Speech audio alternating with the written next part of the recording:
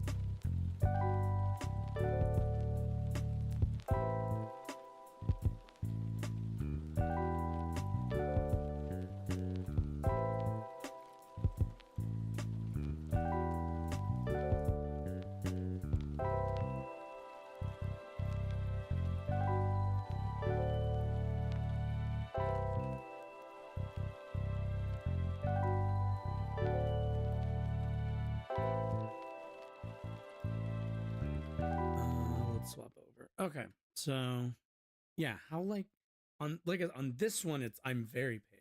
On this one I'm not as much. How can I see? Okay, one second. Let me see your phone. Let's see. No, I'm a lot like you can kind of see the color difference there. I think that's closer. Well, yeah, you also have a blue light filter. That's probably why. I do look more they do say that it has been found that like a lot of the top streamers are usually white boys. So maybe the pale nature of the camera here will give me an advantage in the algorithm or something. I don't know. Anyway, I'm aware that we're live. I'm checking a thing. I just also have to do this.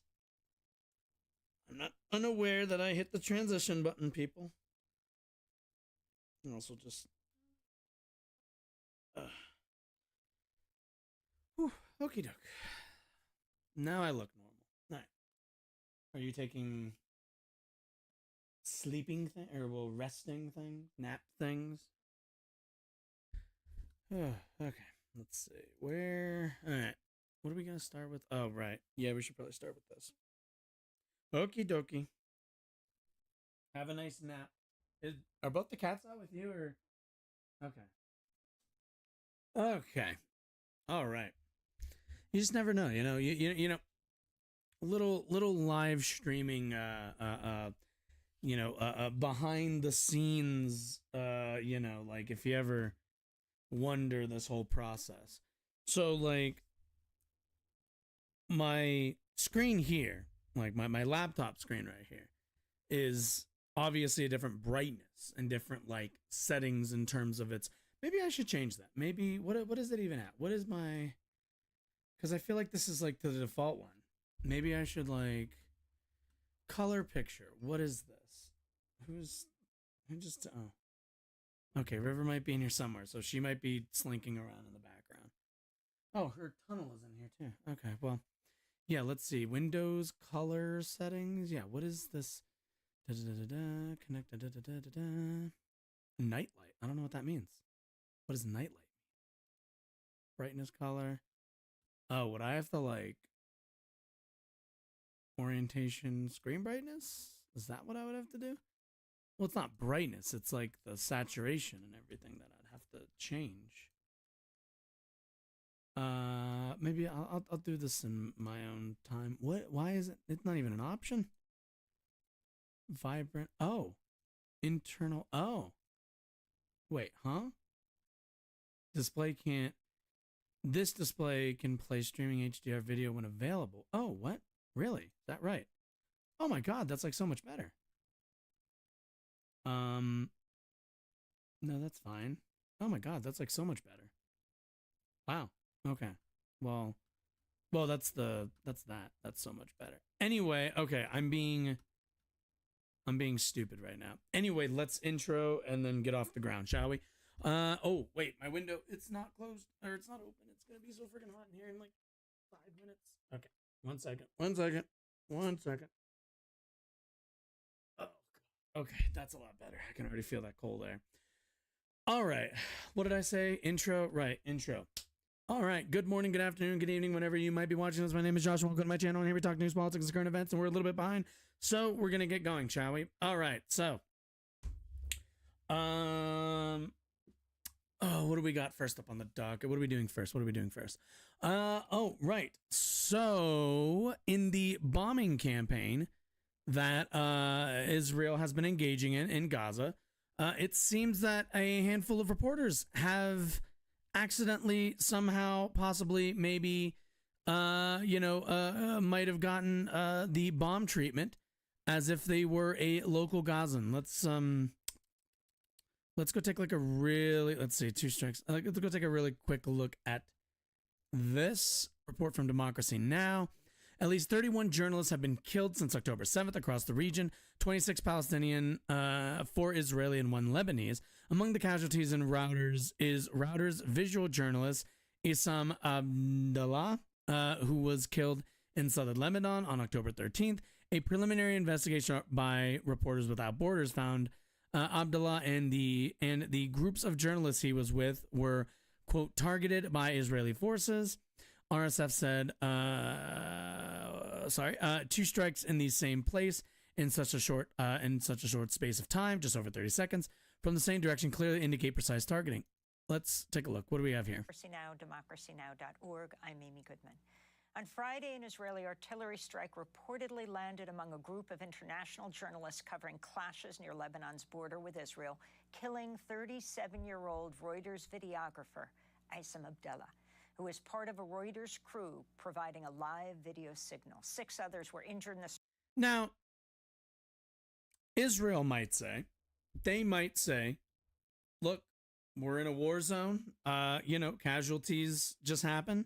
This sort of stuff happens. Why, if there are 31 journalists, if that number is to be believed, and I think it's a problem when like anything above like 5 journalists or something, like there's not a real huge excuse for this kind of irresponsible bombing and war making, I guess. And you kind of begs the question, what is the motivation for this? And I don't think it's far off to say, Israel made a commitment to shut off electricity, shut off internet access, shut off any ability for people to communicate outside of Gaza over last weekend. And it doesn't surprise me that a few journalists whose job it is to get on the ground, get information out, ended up just finding themselves in the crossfire. You can call that conspiratorial. I don't really care all that much, but it certainly isn't the most, I'm not about to sit here and pretend that that's, unheard of or that that's like shocking or anything. Strike, including reporters for AFP, that's Agence France Presse, and Al Jazeera.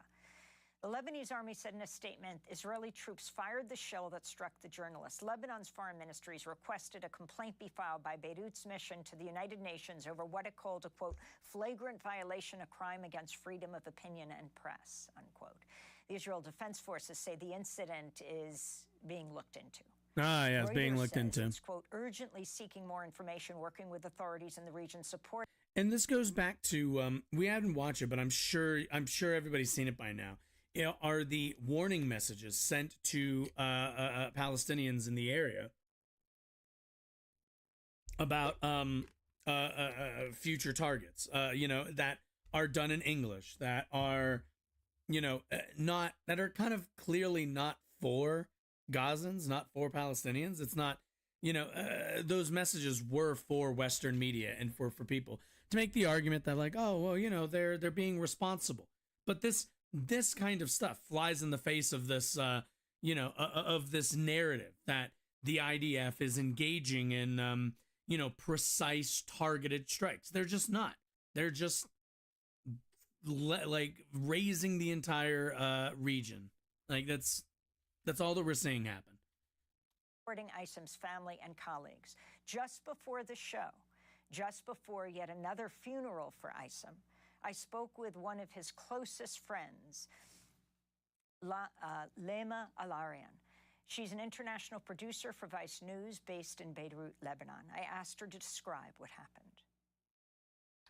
Well, Amy, since the bombing of Gaza began, there's been a lot of tensions and flare-ups in the south of Lebanon. Can imagine. Between Israel and different groups there. And he was one of the many journalists who traveled there to cover what was happening. He was in a press scrum, in a group of journalists who were standing right in front of the Israeli border, clearly marked as press, wearing their jackets, wearing their helmets, and doing just live positions. They weren't embedded with any sort of group. They were just there, to tell the story of what was happening in the South. He even posted a selfie maybe like 30 minutes before the events took place, just showing what was happening. He was wearing his jacket and his helmet, and then, speaking to journalists who were there and also watching the Reuters live feed, which caught the moment they were hit, 2 Israeli strikes. We're not sure what kind of artillery yet hit them. And one of them, unfortunately, killed our friend and beloved journalist Isam and injured 6 other journalists, including Jesus. Christina Assi, who's still undergoing surgery. And the idea that the United States, that the United States is still sitting idly by, that our government has been just kind of doing this while all of this goes on, while journalists are getting bombed, while countless civilian lives are being lost, our government goes, I mean, look, Israel has a right to defend itself. It's offensive when they say, whenever I go on AP and I have to read Israel Hamas war, because this isn't a war. A war would, you usually need 2 forces for it to, I think, really be defined as a war. And this just isn't. This is just a this is just a cleansing of the area. That's all this is. And if I think I said it last stream, if you think 20% of the population is of in Gaza, if you think 20% of that population are members of Hamas, then when 20% of the population is gone, is that enough? Is it 50%? Like, it's always the question. Like, we need to keep asking the question: what is the threshold? What is the okay? This is enough, or is that not a what's in question here? Surgery at the moment. And who did they all work for? There were journalists from the AFP, there were journalists from Reuters, there were journalists from Al Jazeera. Al Jazeera had been there for many days doing lives from this very position. Nobody thought that they were unsafe there. I saw somebody who used to call me reckless and say that I'm worried about you, because he was somebody who really valued safety. And he's been to many conflict zones, and he just always put safety of colleagues and himself, even before the story. And so that's why many of his colleagues and his friends think that they were targeted, because there were no like Hezbollah members or any members of armed groups in that area. It was just a group of journalists who were hit. And where did the airstrike come from, and where exactly did it hit? Jesus, I'm not surprised. It came Amy Goodman has that in many the books in the direction back of me. of Israel, because they were standing right in front of the border. Of course, there's going to be investigations into this, but this is from eyewitnesses who were there, including his colleagues who survived the attack. And are we going to call those witnesses when they say that it was Israel? Or are they going to be called anti-Semitic because what? That kind of just seems like the order of the day these days, right? Where it's just, if you accuse Israel of any wrongdoing, you're just anti-Semitic, which is fucking laughable. The Lebanese army has also made a statement saying that it came from the direction of Israel and it was an Israeli strike. The Lebanese prime minister said the same thing, the acting prime minister, Najib Mikati. And when the Israeli officials were asked about this, they, of course, haven't taken any responsibility yet. The Israeli ambassador to the United Nations even was a little bit callous. He says, we're sorry, we'll look into it, but we're in a time of war and things happen. So it came, as his colleagues, eyewitnesses, and friends say, it was, and many, many official reports, it came from Israel, but it's very unlikely that there'll be any accountability. Did Isam die immediately? It seems from the videos that were published online, the very grim videos, that he did die immediately. You can hear other colleagues screaming in the background, saying, my legs, I can't feel my legs. My leg. You have, Dylan from the Associated Press. Sorry. You have Dylan from AFP who immediately ran to help his colleague. He put a tourniquet over her leg. When the second strike came, he was saying yesterday he wasn't sure if it was the first strike or the second strike. And I'm sorry, this isn't even the first time this has happened. What was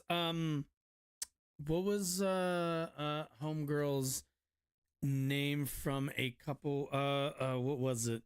I think she was Al Jazeera, I believe. Reporter. Yeah, Shireen. Yeah. Yep. Yep. Like this just isn't this isn't anything new. This isn't something that's like unique, or when they say, oh, there's we're in wartime right now, it's just shit happens. Like it's just not at all true. What do we got? 195 dead, 20 missing in strikes. Office of UN High Commissioner for Human Rights as Israel attacks on Gaza's Jubilee refugee camp may be disproportionate attacks that could amount to war crimes. Yeah, no shit. Turkish-Palestinian Friendship Hospital, Gaza's only medical facility serving cancer patients, was forced to shut down. Antonio Guterres, spokesman, also says the United Nations chief is appalled by Israel strikes. Let's see. WHO welcomes the evacuation of at least 81 critically ill patients from Gaza to Egypt as the Rafah crossing opens for the first time for civilian crossing 6 October 7th. 335 holders of foreign passports were also reported. At least 805 Palestinians have been killed in Israeli attacks in Gaza since the 7th. More than 1,400 people have been killed in Israel. And let's remember this. These are not going to be accurate numbers. Joe Biden and his administration did the whole, we don't know if we can really, trust these numbers. No number is going to be accurate for months, possibly up to a year. So, we've got a while until this thing is fully accounted for, till we find out, since they're going to be digging people out of buildings for probably a significant amount of time. That killed Essam. But unfortunately, I've been looking for his voice in any of the videos that have been published, especially immediately after the attack, when I was trying to figure out if my friend was safe or not, and I couldn't hear his voice. So I think it was an immediate death. How did you learn? I read on Twitter that a journalist had been injured, and I immediately started to call his friends, and they were all, trying to also find out more information. And I kept calling his phone, and usually during, any big incidents that happen in the country, like the Beirut explosion, he just declines my phone call. But this is the first time that I didn't get like a declined phone call, or him picking up saying, I'm busy, I'm working, but I'm okay. And so I just, unfortunately, I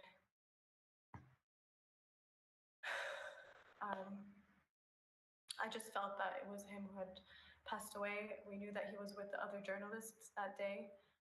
And it was a Reuters live feed that had caught the moment of impact, which, he was running with two of his other colleagues who traveled here from Iraq.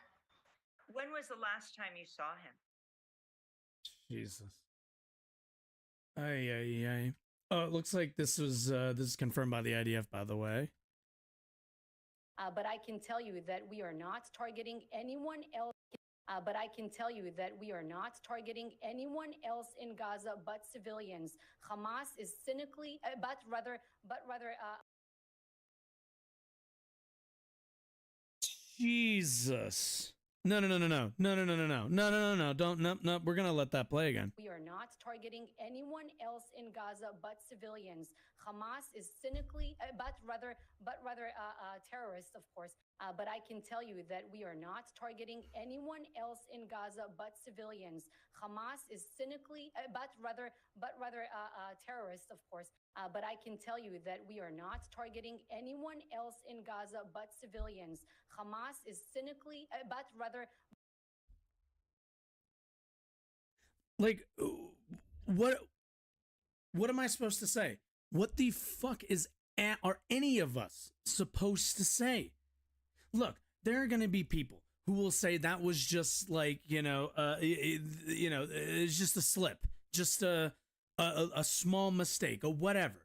But how do you make that mistake? No, really, how the fuck do you not make, how do you fuck that up? How do you just say the thing that we have all been witnessing when your sole job is to go out there and tell us the opposite? I just, it's so obvious at this point. It's so fucking obvious at this point what is going on. And there are going to be people who will see this video and make a million excuses. There's people who will say that I or others who point this out are jumping the gun or whatever. And they know what they're engaging in. This government knows what they are engaging in. And they have since October, what is it, the 7th, since the October 7th attack, since October 8th, have done a dog shit job at being able to convince regular people that any of this is what justice looks like, that any of this is what is what is good for the people of Israel, is good for the region. Like, it's obvious. It's obvious at this point. I might just clip that and keep it. Like, I might just it doesn't get more, it just doesn't. It doesn't get more obvious than that. God, that's fucking awful. It's appalling, quite frankly. And so let's talk about this a little bit. We are seeing, not only are we seeing, I mentioned earlier that, her job is to convince everybody else that was a slip, that is not their policy position in terms of their relationship to Palestinians in Gaza. And it's not working. It just simply isn't working. Young progressive Democrats are splitting from the Party on Israel, which is, we'll read this and then we'll talk about some of the repercussions.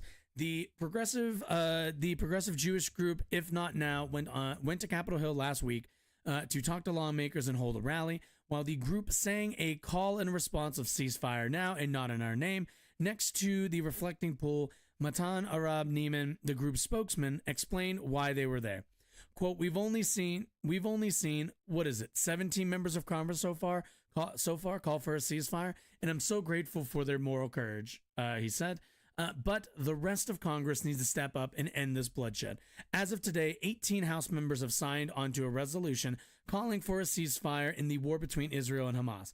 That's a small minority, but it represents a real ongoing divide among Democrats. In March, Gallup found that for the first time in more than 2 decades of tracking, Democrats sympathize with Palestinians more than Israelis. About half of Democrats said their sympathies are more with Palestinians, compared to about 4 in 10 who said their sympathies are more with Israelis. That divide is decades in the making. The U.S. supported Israel from its founding, with President Harry Truman, the first world leader, to recognize the new state of Israel in 1948. U.S. involvement grew in the 1960s and 70s. In the Cold War, the Soviet Union allied itself with some Arab nations, even going so far as to arm them. In the 1970s, you see the emergence of a real special relationship there, where the United States gives Israel quite generous support and to a large extent gives it unconditionally.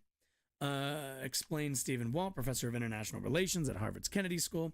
Since then, American leaders of both parties have maintained that special relationship. Proponents have argued it's strategically important to have a strong democratic ally in the Middle East. They would be right if it was a strong democratic ally, but it's just an ethno-state led by, at least under Netanyahu, led by a fascist. So not, I wouldn't call that the most useful in terms of, I wouldn't call that, the most advantageous strategic, maneuver by us. Walt co-authored the controversial book, The Israel Lobby and the U.S. Foreign Policy, which was criticized for its views on U.S.-Israel ties, also points to domestic influence from pro-Israel groups as a factor in the alliance. Most notable among those groups is the American Israel Public Affairs Committee, or AIPAC, and Walt says that the influence is asymmetrical. Quote, there's hardly any countervailing forces on the other side. There are some, sort of pro-Palestinian, pro-Arab, pro-Muslim groups, but they're much less numerous and politically influential. Despite the tight U.S.-Israel alliance, there have still been reasons over the years why some Democrats have questioned that bond. Let's take a look. For one thing, the behavior of Israel leaders can push away American voters, like the friction between Israel's conservative Prime Minister Benjamin Netanyahu and then President Barack Obama. Netanyahu clearly appeared to be aligning very much against the Obama administration and with the Republican Party. This angered lots of Democrats. In addition, Israel has had right-leaning prime ministers for much of the last 30 years. The country's rightward shift, Walt said, has likely made some Democrats less willing to support the country. There has also been a pronounced generational split. Polling shows young Americans are more critical of Israel than their elders. That isn't an entirely new phenomenon. During the Vietnam War, young leftists who already opposed that war started to question U.S. involvement in Middle East politics. Quote, there are youngsters on campus who are protesting against the war, and then some of them start to look at Israel's role in the Middle East and say, are we seeing kind of the same dynamic here about U.S. foreign policy? Mark Mellman is founder of the Democratic Majority for Israel, which promoted pro-Israel Democrats. He says time has helped drive the age divide. First of all, we're farther away from the Holocaust. The Holocaust is not a lived experience for most people anymore. That split goes hand in hand, right? And okay, you can kind of always tell these sorts of guys, these sorts of what's the word, opportunistic, and certainly like more often than not right wing leaders in Israel by the fact that they constantly want to bring up the Holocaust as if that's relevant to the current situation. We all understand, especially here on the left, we all understand and have probably a greater understanding of the Holocaust than those on the right, but we have no interest in Israel using the Holocaust, a horrible moment in history, as a bludgeon and as a badge to act in any possible way they'd like with their neighbors. Plain and simple, preemptive strikes, preemptive attacks, preemptive killing is just not something that we're tolerable of. Some Democrats have been hurt. Let's see. That split goes hand in hand with an ideological divide, especially since the Hamas attack last month. That divide has grown bitter. Some Democrats have been hurt and enraged by some progressive groups who immediately blamed Israel. That view by no means represents progressives as a whole, but when it comes to why an ideological split exists, Mellman is blunt. He thinks the left needs to be better educated. I would argue that the far left does not accurately or adequately understand the issues at stake in the Israel-Palestinian conflict. Ah, yes. Oh, wait, isn't this the asshole founder, right? This Mellman guy? I don't know why we're even talking to this motherfucker. Yeah. Oh, yeah, it's just, okay. What did it say? I would argue, let's see. In particular, he said many critics of Israel misunderstand who the victims and oppressors are.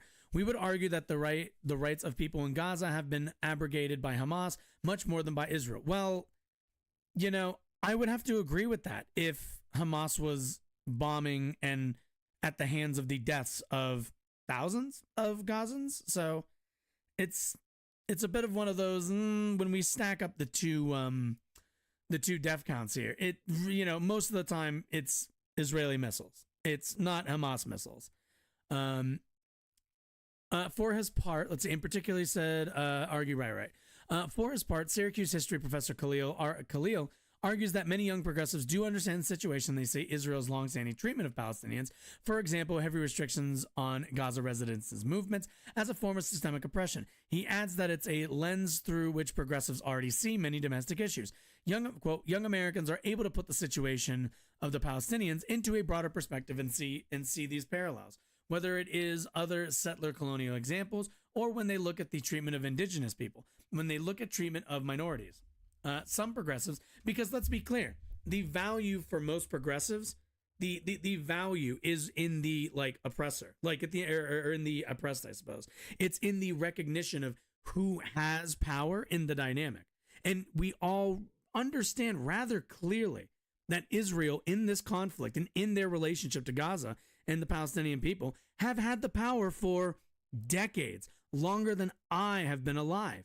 So when you come to me and say like, well, look, like Hamas this and Hamas that, I'm like, yeah, Hamas is a terror organization, a jihadist terror organization. Nobody here supports that. But if if that's where we're going to stop analyzing the situation and not analyze the living conditions of the people who join those jihadist movements, then we're not doing any service to anyone. The people on the ground who are hurt and the people who are on the ground. Oh, yeah, the people who are on the ground who are hurt. Sorry, I don't know why I said and. Anyway, what do we got? What the hell is this? What the fuck is this? Quality community order management. What the fuck? Oh, if you're ever, let's see, if you're ever curious as to like why a lot of like some of the messages that usually get stopped by filtering and moderating, it's chats like this. Like what the fuck is this? Sorry bothering you. I want to offer a promotion. Yeah, I'm okay. Anybody who wants to give me a promotion, just send me money. I'll send you my Venmo account. Anyway, where are we? There it is. Some progressives have long drawn those parallels, particularly in some communities of color. For example, in the Black Lives Matter years-long support for, in Black Lives Matter's years-long support for pro-Palestinian causes.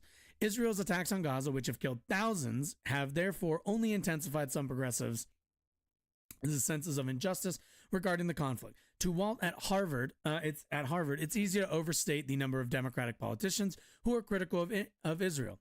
What? Wait. It's easy to overstate the number of... Yes, there are some prominent voices in the Democratic Party in the so-called progressive movement. AOC, obviously Ilhan Omar, Rashida Tlaib, but there's still quite a small minority within the party. Oh yeah, super tiny, like super duper duper tiny. Let's see. Still, the Democratic divide isn't going away. At the rally in D.C., Arad Neiman said he thinks that the party's drift on this issue will continue. I think so many young people have seen decades of U.S. and Israeli policy of just maintaining the system of apartheid fail, and it's so clear. I'm Israeli American. It hasn't kept my family safer. President Biden has continued to walk a fine line. No, he hasn't. On the conflict, saying Israel has a right to defend itself. This isn't defense, but also pushing for more aid for Palestinians, or, maybe a ceasefire would be nice. And for Israel to protect civilians. They're simply not. We already heard that. We already heard them say that they're not really looking or interested in preserving civilian lives. It's not a thing that we really need to, it's not something we really need to think too hard about. But, let's see. And so let's talk about this really quickly. What kind of consequences does this have? Okay. So I think if nothing else, what we are going to see is let's see. Can I find, let's see. Let's see. Where are these till? Okay. So we have right here, this is the 538 average of polls. So if we go to the attack on the 7th, disapproval is up 14. Looks like it's actually closed the gap slightly, although we still kind of see this disapproval numbers. Granted, we might not actually be seeing them until later, but my point with that being, something that we need to look out for, and the danger of this, I think. Let's see, Biden. Can I get what do we got? Trump +6, Trump +2. In 2 of these, the other ones are all Biden +1s or a +3, and one that's like a +7. But something that needs to continue to happen are these marches, are rallies, are protests. Mainly because this is going to, I think, in the long run, this is going to hurt Biden's chances. We've seen a few instances. I think it's Arab American. It was like an Arab American group. See if I can find it really quickly. Oh yeah, here we go. Sure. How long is this? 2 minutes. In the streets of Dearborn, Michigan, overwhelming support for President Joe Biden has turned to anger. When we voted for Joe Biden, when I worked on his campaign, I thought he would be somebody that could lead with humanity and compassion. Clearly, I was wrong, so I definitely feel betrayed. More than half of Dearborn's residents are of Arab descent, and 70% of them, Oh, by the way, this is in Michigan, a swing state. voted for Biden in 2020. But since Biden embraced Benjamin Netanyahu and Israel's war in Gaza, that support has largely evaporated. We worked very hard to elect him in 2020, and now we don't feel seen, we don't feel heard, and we don't feel safe in our communities because of the rhetoric coming from the Biden administration. It's a popular topic of conversation in establishments like Haraz Coffee House. God damn it, the bet the mingled fucking coffee's sense good. of the Middle East I mean, I don't and really North like Africa. coffee, so. The loss of Arab American and Muslim American support could prove costly for Biden. Donald Trump won in the state of Michigan by 10,000 votes in 2016, and in 2020, Biden won by 155,000. There are 200,000 registered Muslim voters in the state of Michigan. If this stands, I want everyone to understand. If those numbers stand, if half of those people don't show up because in 1 year they still feel like no position has changed in the Biden administration, understand he's losing Michigan. And there's not a lot of there is not a lot of ground to kind of just give up to nonsense like this. So let's look at this electorally for a minute. Let's get away from the war side of it, because we understand that. But in terms of electoralism, it is absurd for us to sit here, just under a month since the attack on the 7th, and the Biden administration is doing its best to alienate not just Muslim voters, but also to alienate progressive voters, a voter base and young voters, a voter base that they are going to need in a year's time to win a presidential reelection. And, the case that's going to happen, this is what's going to happen. These are the two outcomes, I think, or at least the two scenarios in my head. One, the Biden administration does not budge, or at the very least, their change of policy is small, slow, and ineffectual. With that, the best argument people like me are going to be making for reelecting Joe Biden is you have 5%. You have a 5% chance to influence the administration through your protests, through your rallies, through your ceasefire calls, through your marches. You have like maybe a 5% chance of pushing the administration. Or you have a 0% chance at pushing a Trump administration. Plain and simple, those aren't really strong. That's not really that strong of an argument. And the harder that argument is going to be, the longer the Biden administration shows no ability to move on this issue, the harder it's going to be in 1 year's time to convince people that they have any ability to influence this administration. Because that's the argument that's going to be made. And again, if nobody can point to movement on this issue, to movement by the administration, it's going to be all for naught. And then what? And this is the sort of Damocles above all of it. People don't feel heard by Biden. People feel upset, betrayed. All of these things. They don't vote for Biden. They punish his administration's position on this, rightfully so. They then damn the people they are standing up and trying to fight for to an even worse fate. This is people who hold this position, the ceasefire position, people who want to see an end to the death in Gaza, an end to the tensions in Israel, all of it. It is a lose-lose for us. The longer this goes on, the longer the Biden administration drags their fucking heels, the worse this will get. Electorally for us, and in reality, in the future for them over there. And this is all very much like Trump in a lot of his court cases. This is all an unforced error. This is all a choice that the Biden administration is making to nuke their own ability to win re-election.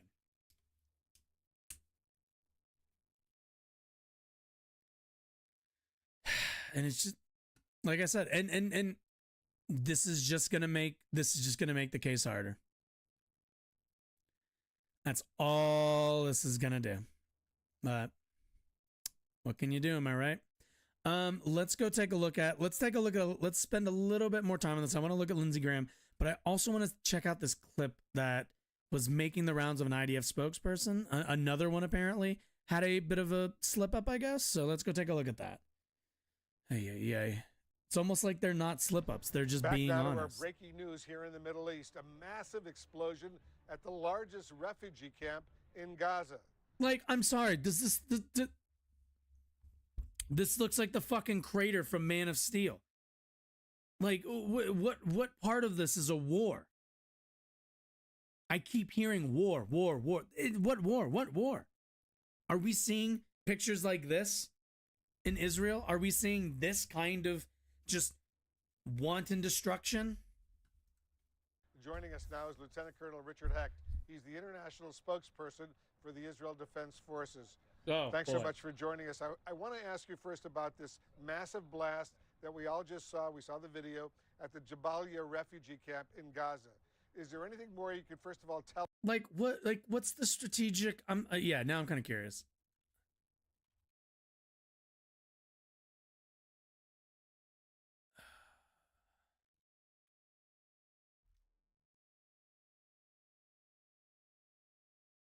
Are we actually I'm kind of curious to see how it sounded pretty bad. No, probably not, right? I guess YouTube won't show us that.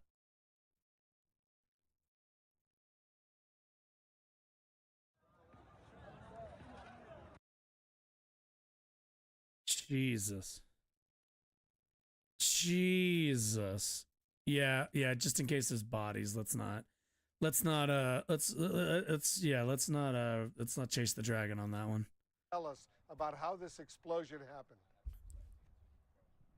Hi, Wolf. Thanks for having me. So we'll be coming out in the next, hopefully, hour with more data. But I can update you now that there was a very senior Hamas commander in that area.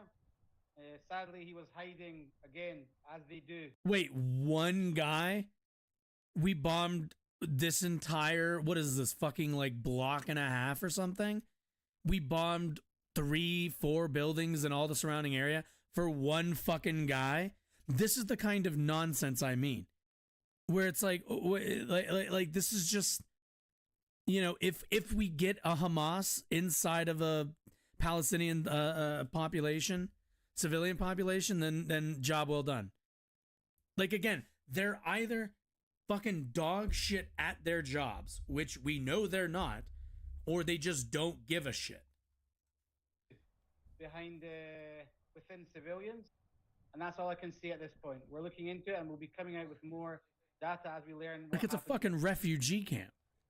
So can you confirm it was an Israeli attack that destroyed a big chunk of that Jabalia refugee camp? It's probably it's most of it, bro. Yes, I can. We were focused again on a target, a senior commander, Wolf, and we'll be updating you with more data as the hour moves ahead. But even if that Hamas commander was there amidst all those Palestinian refugees who are in that Jabalia refugee camp, what's the fucking ratio here? What is it? 1 for every 1,000, and the IDF is just cool with all right, look, there's one Hamas member within 1,000 civilians, just nuke all the civilians. They're either fucking brain dead and bloodthirsty, or they're just bad at their jobs. There's only two answers for this. Israel still went ahead and dropped a bomb there, attempting to kill this Hamas. Oh my God, commander, Wolf! Yeah, knowing yeah, that a lot of innocent civilians, men, women, and children, presumably would be killed. It's totally fine. Totally fine. Justified. That's not what you're hearing, Wolf. We're focused on this commander again, who you'll get more data who this man was. We killed this one guy. Many Israelis. We're doing everything we can. It's a very complicated battle space. There could be infrastructure there. There could be tunnels there.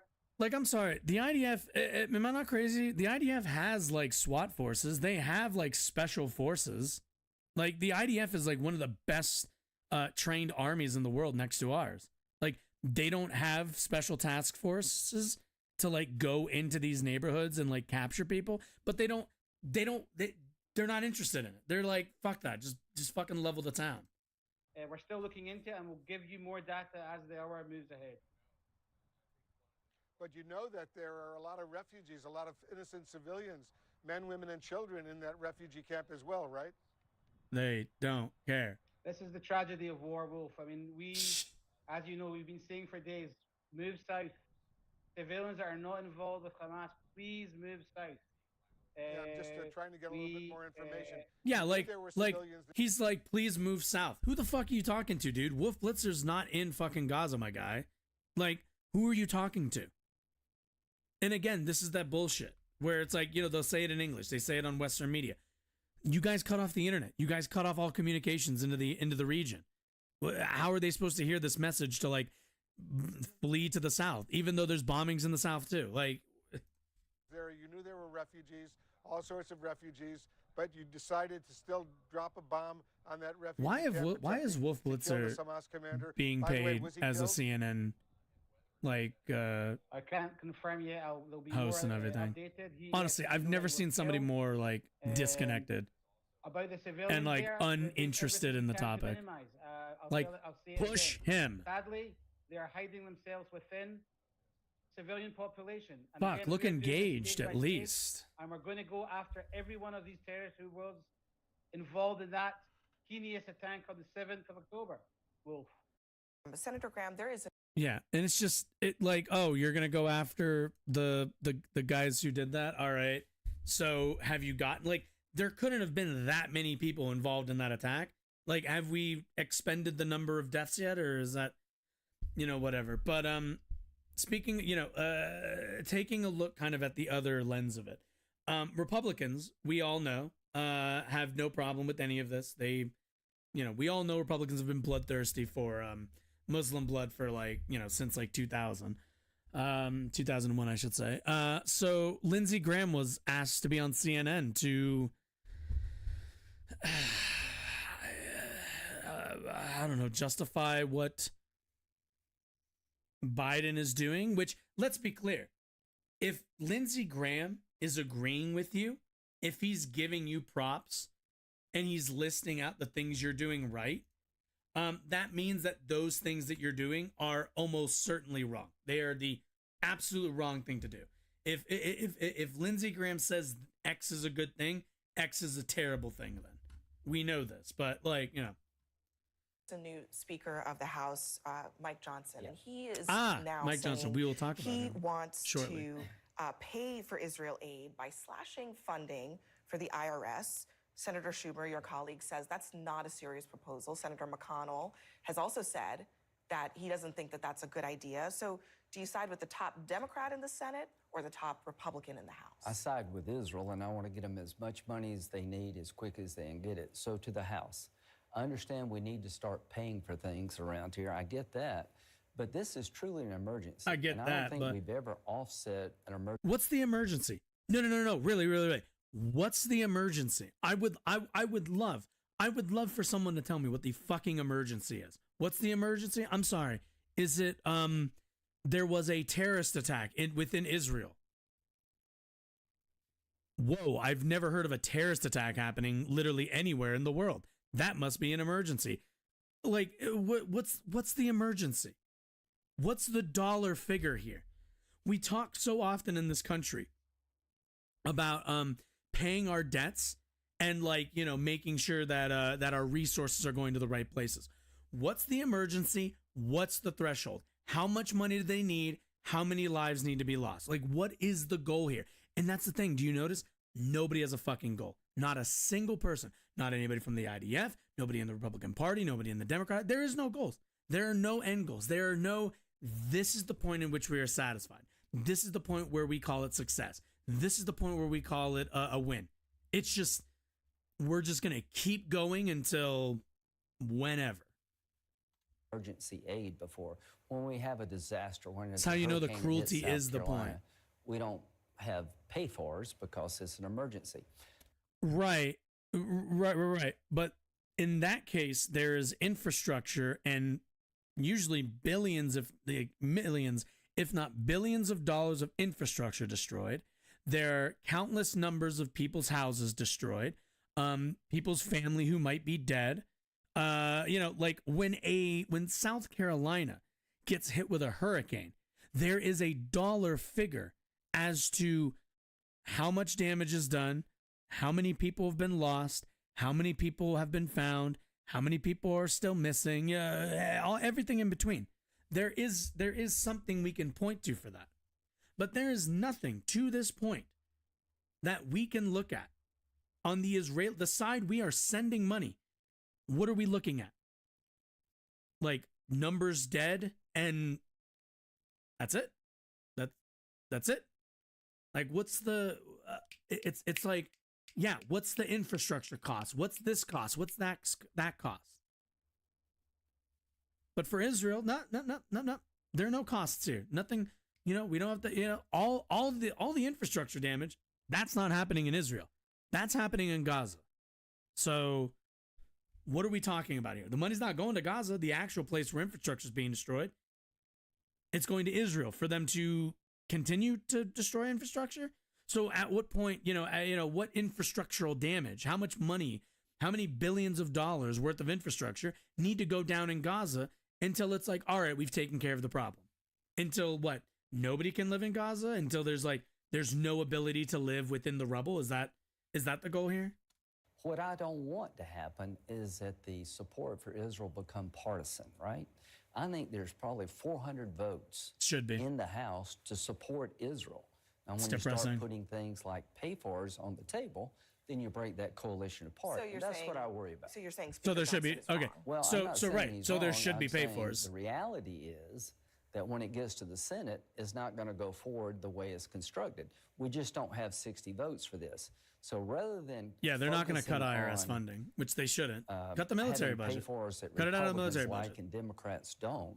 Why don't we agree with the idea that all of us need to support helping Israel now?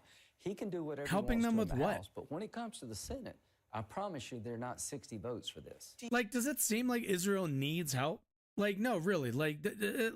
Someone, please, somebody make the argument that Israel needs help in any of this. What do they need help with? They're not struggling to do anything. They're literally warning people, like, in another language that they probably don't speak, to get out of the area that they're about to drop a fucking bomb in. And, like, that's it. They're just fucking flicking rubber bands at the map. That's all that's really happening. Do you believe that Ukraine aid and Israel aid should remain together? Personally, I do. And do you think that will ultimately happen? I think it will in the Senate. If Putin gets away with invading Ukraine aid, there yes. goes Taiwan. Putin hosted Hamas, I think, yesterday in Moscow. So all this is really interconnected to me. I thought Hamas was I thought they were bombing Israel to kill all the Hamas members.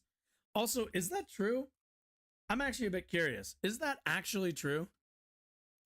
Putin.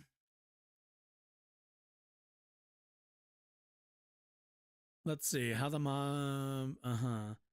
Israel blasts Russia for hosting Hamas. Did that happen? Moscow hosts Hamas delegation. Is that different? Let's see. Normally terror groups don't have, let's say, representatives arrived in Moscow on Thursday to discuss the ongoing war in Israel. Hamas delegation was led by head of the terror group's international relations office. Terror groups have international relations offices now. Right. Well, this is news to me. Right. Well, let's all remember, Hamas are fundamentalist jihadists and probably fascists, very much in the same way, and almost certainly authoritarian, so almost the same way Putin is. So, yeah, Hamas is right-wing. Let's be very clear. The conflict, so much that it exists, between Hamas and the IDF and Netanyahu's government, Israel, is right wing on right wing violence. That's all that this is. Hamas is a far right jihadist authoritarian right wing terror group, and Israel, in so much that it's led by Netanyahu, is a authoritarian far right government. So it's not really much of a difference. And same can be said for the government in Russia. So yeah, this is really just kind of what you get when you have right wing leaders for the most part. Why don't your colleagues understand that? Well, listen, because I say it doesn't mean, I'm just telling you what I think. There's a lot of people believe that Ukraine's not a good investment. I'm not one of them.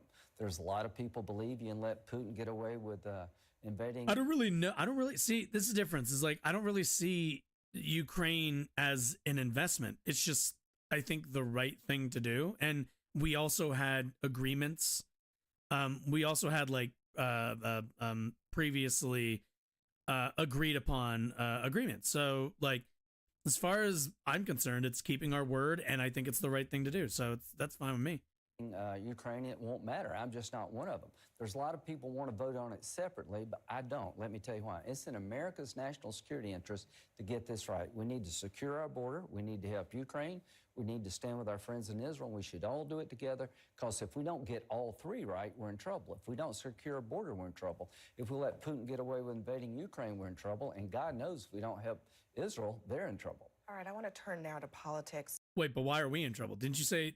Wait a minute. Say both of those again.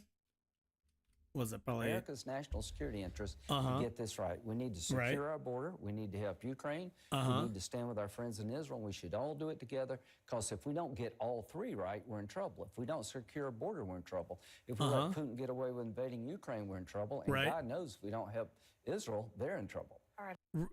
But I thought we were in trouble. Isn't that... How does Israel affect us? Like, how does Israel's defense affect us? I mean, again, they would argue, oh, well, it's like the only standing democracy in the region. It's not. So if it's not a democracy, then I don't get how it's relevant, useful, or prudent of us to be concerned with it. And I want to turn now to politics. There is a presidential primary going on in your party. New CNN poll shows that Nikki Haley, someone you know very well, is in second place in South Carolina. Really? Oh, this is like one poll. Okay. Both of your home states. Yeah. It's followed by Ron DeSantis and then Tim Scott. Man, they really had the candidates at this stage who are not at least... Oh, god damn. The fucking margin of error is like 4 points. In the double digits. Think about getting out of this race. Well, the last person they need to get advice from is me. I ran for president. I don't think I ever got 1%. I got out because I ran out of money. That will work. But Nikki's done a heck of a job, I think, articulating a foreign policy I agree with. Tim Scott's one of the most I swear, man, they really people in the Republican Party. The Republican Party really wants. I like both. Really, and really Tim. would love to have a woman candidate, but it'll never happen. If he like they want one so that they can say that they're not misogynist, but you know, there was order in the world. We all know. Trump just recently said that he thought Hezbollah was smart. I mean, should someone who said something like that be president of the United States? Yeah, well, he killed Soleimani, and I don't think Hezbollah is smart. But he said that. You know, was killing Soleimani smart, and also breaking the Iran nuclear deal, which could lead to like. If Iran entered into conflict with Israel, we literally broke the deal that would have kept like nuclear bombs like out of the conflict. So we how was any of that smart? How was escalating tensions in that region smart for any of us? Well, I tell you what, if he were president of the United States, Hamas would not have attacked Israel. I really believe that. Putin wouldn't invade in Ukraine because they're afraid of the guy. Nobody's afraid of Biden. A lot of people are afraid of Trump. Are people afraid of Trump? He's a fucking orange. I don't even know. He's just a loser. He's just a loser. I don't really need to layer on the insults. He's just a loser. Like he is the crudest picture of like the worst. Of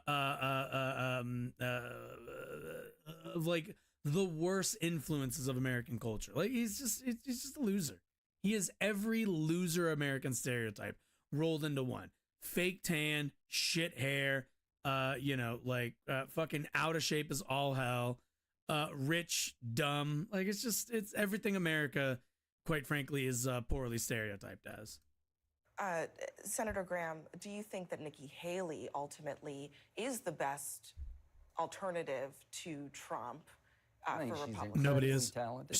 If she won the no nomination, charisma. I think Absolutely she'd be a no good president. charisma. I think Trump's going to win the primary in South Carolina and other places because most Republicans believed he was a good president for causes. He was a strong leader on national security.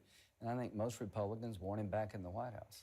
One other point here. I mean, as you just mentioned earlier, Hamas is trying to stop a normalization deal between Saudi Arabia and Israel that is being brokered by the Biden administration. They're doing this because the Biden administration is moving forward with basically an expansion of the Abraham Accords. I got nothing but praise for the Biden administration. Well, I mean, in that respect, how would Trump have acted differently to prevent I think, the Abraham Accords came about because the Arabs believed he would stand up to Iran. The only reason the Arab nations followed his lead to normalize with Israel is because they felt that he was going to stand up to the common enemy, which is Iran.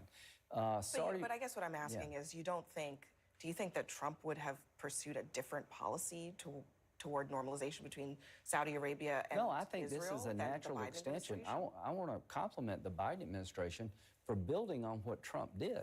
I'm trying to work with the Biden administration to get an agreement between Saudi and Israel that would make the world. I swear, man, Lindsey Graham will fucking suck anybody's dick. I tell you, the man's in the wrong industry. He will fucking fillet anybody, quite frankly. More stable. If he thinks it'll get him some Iran's points. biggest nightmare is that the Arab world join with the Israelis to move toward the light, away from the darkness. So I want to help Tony. What does that mean? President Biden in this endeavor because this is the right policy. Oh, it's a perfect tag team. That's shut up, Hannity. We'll get to you later. Anyway, oh my God, maybe we'll save Rashida Tlaib. I'm burned out. I can't. There's only so much you can say on this conflict. And it's been, we spent about an hour on it, so we'll save some of this maybe for next time. Yeah, it's just, Let me clean this up a little bit. So he mentioned in there the speaker, the new House Speaker. So I want to take a look a little bit at Mike Johnson and his plan to send weapons to Israel because they, dearly need it. They're really fighting an uphill battle there. Anyway, let's go take a look real quick from The Intercept.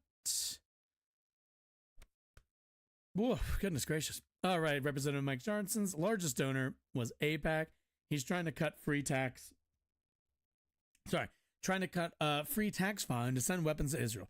Johnson's first order of business as House Speaker is to seek budget cuts in exchange for a $14 billion aid package for Israel.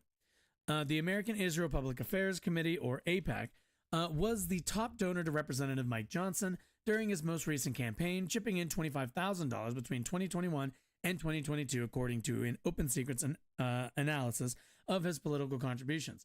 Johnson's first order of business as Speaker of the House is to seek budget cuts in exchange for a $14 billion aid package for Israel.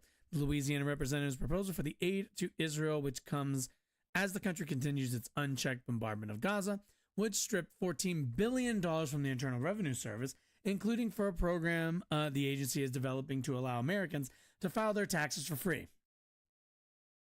Isn't that just lovely? Isn't that just grand? That instead of, for most people have to file through a turbo. I feel like a lot of people file through like TurboTax, H&R Block, any of those types of places. And instead, by the way, before a lot of the advent of those companies, the government, you didn't have to pay for your tax filing and all the rest of that. But now the government's like, oh, what if we start a program so Americans just file for free? so you don't have to pay all of the fees and have it come out of your return. And, the first thing the new Republican Speaker of the House has decided to do is, taxpayers filing taxes for free, aid for Israel, thinking aid for Israel. Like, lovely, lovely. Really looking out for the American people on that one. When AIPAC, for its part, is pushing Congress to provide additional funding to Israel amid the ongoing war. In an ominous statement on Monday, AIPAC tweeted, quote, "We strongly support the measure to fully fund critical security assistance for Israel in its fight to destroy Hamas. We recognize that this is the first step in a process that will continue to unfold. Each step of the process, we will work for overwhelming bipartisan congressional support for this critical assistance." Johnson's proposal in its current iteration faces steep odds in Congress, though it could force Democrats to choose between voting against aid to Israel and incurring the wrath of the powerful AIPAC lobby for voting for a bill that will subvert President Joe Biden's effort to strengthen the IRS. The bill would also slash funding that would bolster the IRS's tax evasion enforcement and tax filing assistance. Man, I'll tell you, you cannot find a more agreeable policy within the Republican Party and their donor base. We send a bunch of money to Israel, so all of the crazy Christian Zionists in this country can have their culture and religious war funded, and they also don't get taxed as heavily because now we're gonna weaken the IRS's ability to go after tax cheats in the higher brackets. That's great, less tax money from the rich, more money for the Christian Zionists. Love that. Let's see. The bill would also slash funding for the IRS's tax enforcement. The proposal is a non-starter with Senate Democrats, who have decried the strategy and pointed to a Congressional Budget Office score showing that the move would actually increase the federal deficit. It would also likely be dismissed by Biden, who secured $80 billion to boost the IRS through his Inflation Reduction Act. Let's see. Biden has called for Congress to pass a $106 billion military assistance package for both Ukraine and Israel. Earlier this week, Secretary of State Anthony Blinken reiterated the president's plea during a Senate hearing where he was repeatedly interrupted by protesters decrying the administration's support for the war in Gaza. Johnson, meanwhile, seeks to decouple the Israel military aid from assistance to Ukraine. Let's see. Can we actually find that? Can we see that? Is that video up somewhere? I would love to see that video. We'll see if we can find that video. Where'd it go? There it is. Let's see.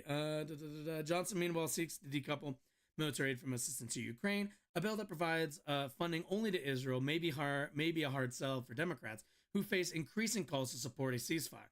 A humanitarian intervention AIPAC has explicitly rejected. So far, 18 members of Congress have signed on to a resolution urging a ceasefire in Gaza.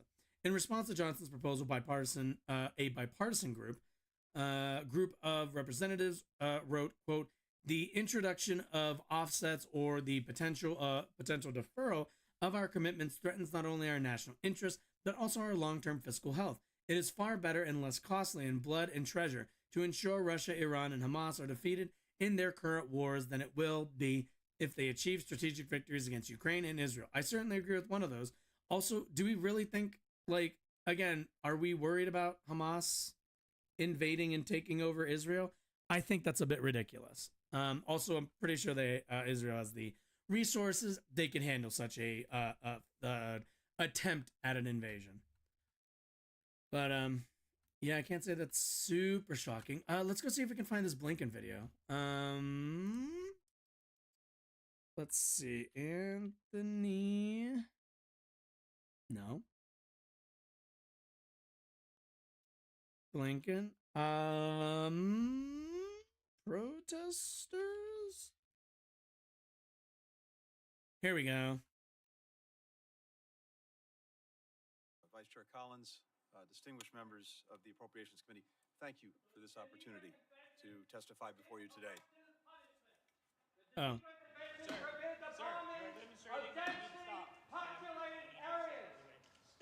Oh, it's this guy. This is unrelated, but I could have swore Anthony Blinken was black, but I guess I'm wrong. The people of Gaza, cease fire now! Save the children of Gaza!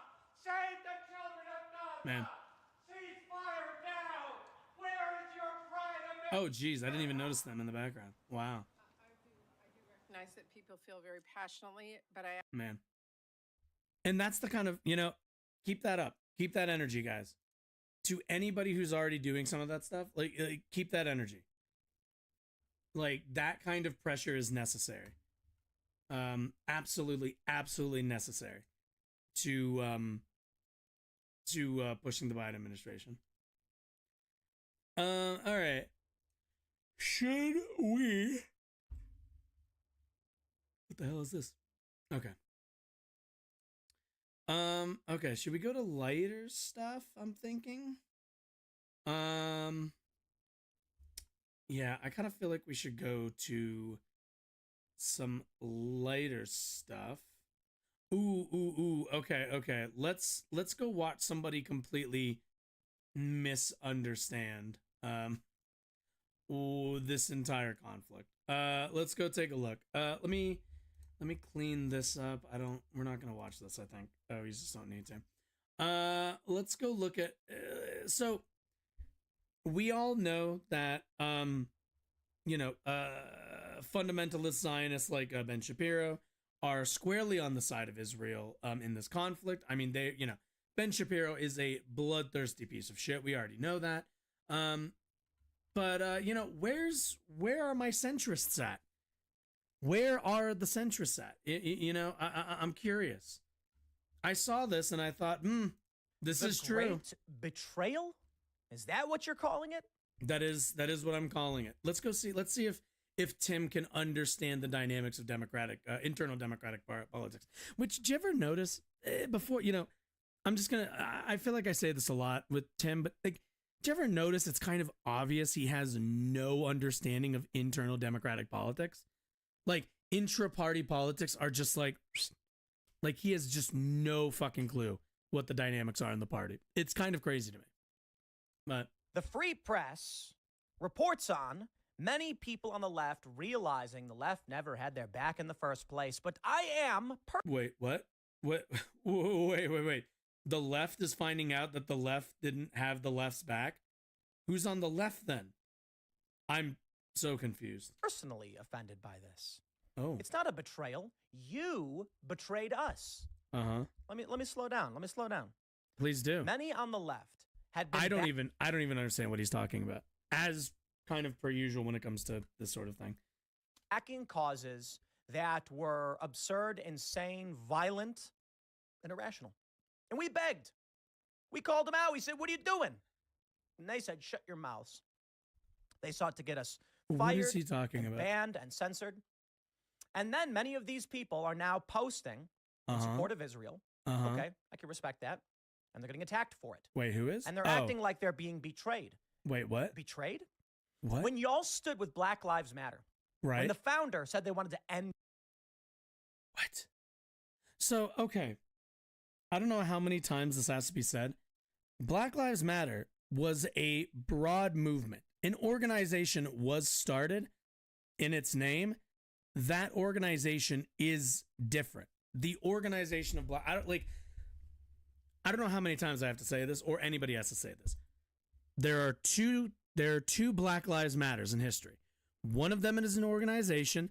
The other one is a broad call and a very, very, very broad, general belief of systemic racism in this country. That's really it. The organization has organizational goals. The broad belief and movement has really no goals. It's a belief in a position on contemporary society. It's a perspective on contemporary society. So conflating those two is already a mess. The Israel. And we told you this. You ignored it. Why? Because of the seats of power. That's really what it was. Many on the left Oh my God! What default liberals, traditional liberals, Right. Democrats Right. side with far left extremists over moderate positions and moderate political individuals Oh, what? Huh? for power. For Yes, liberals aren't left. They're moderate. They're not siding with moderates. They are moderates. They're liberals. They're at best left of center, but they're not leftists. They're not left on the political spectrum. They're within the broad range of like the center. for money. You know why? Also, by the way, I still don't know what he's talking about. The sentiments of the anti-Semitic sentiments Uh-huh. and the anti-Israel sentiments, I'm drawing a Right. distinction here, calm down, Okay. didn't matter Uh-huh. because the greater seats of power were with left-of progressive activists. And now Wait. The greater seats of power are with leftist activists. Can you point me to leftist activists who are at these seats of power? Keep in mind, we have a squad of less than 20 real progressive congresspeople in Congress and one senator in all of the Senate. That's it. That's literally it. So I don't know where the power is supposed to lie. Like, God, I wish the left was as powerful as Tim pretends that we are, but we're just not, sadly. now they're reeling from it. Amy Schumer is currently getting roasted. What? Tim, dude, are you 12? Why is it okay? So I read the title of the video, but like the top part was like cut off a little bit. And now I'm like looking at it. Why are Tim's politics like that of a 12-year-old? Who gives a shit about celebrities? Why do I care about celebrities? Like, why is that like it really shows? It's very evident, I think, because like, do you notice like a lot of these guys, a lot of these anti-woke, Tim Pool, Geeks and Gamers, what's the the fat fucker with the hat, the Quartering, yeah, like the Quartering. A lot of these guys, they're so. By the way, Tim Pool's in this group. They're so fucking obsessed with celebrity culture, and like, I do not understand any of it. Like, I cannot fathom why they give a shit or why they're so interested in these like celebrity cultural little gripes. Like, this is childish. This is a childish way to approach politics. And Amy Schumer is sharing campus reform articles. Wow. Well, look, I'll take it. I will. If a bunch of these people who are formerly on the left are realizing that they partnered up with genocidal maniacs, then, okay. All right. What's the genocidal man? Wait, I'm confused who's in what group now. Because is he saying that Amy Schumer was left, but the left betrayed her by being more left? Like, no, Tim. Again, it's a spectrum, my guy. Why are these people so, like, is a spectrum hard to understand? Has nobody ever seen a color swatch before? It's like, this should be simple. You're somewhere on the spectrum. There are people to the left of you. There are people to the right of you. There are people who are almost 99% the same political positions as you with like maybe like one shade of difference. Like, I just... So what is this? Is this just, are we really just spending time? Again, I had hoped this was more substantive, but are we really spending time? Is Tim Pool taking time out of his day to point and laugh at celebrity leftists and saying, haha, I told you that there are people farther to the left of you who will criticize you because you're not as far left as them? He does realize that there are people who are to Amy Schumer's right who don't believe who are farther right to her and also criticize her for not being more right. Like, that's kind of how political disagreements work, Timothy. Jesus. Welcome aboard Thank you for finally paying attention to what was going on. Maybe now when we tell you these people are psychopaths who want to kill you, you'll listen to us. Here's the Free Press writes. The great betrayal. Amazing. Left's reaction to the massacre in Israel has many progressive Jews in the West rethinking their past activism, political affiliations, and friendships. And here you can see the Palestinian. It's like, yeah, I mean, don't get me wrong, especially if you're Jewish and you're anything left of center, like your political alignment and how you position yourself is certainly going to be challenged in this moment, because this is a moment where like, is anti-fascism, is anti-authoritarianism a value that you hold like ubiquitously, or is it situational?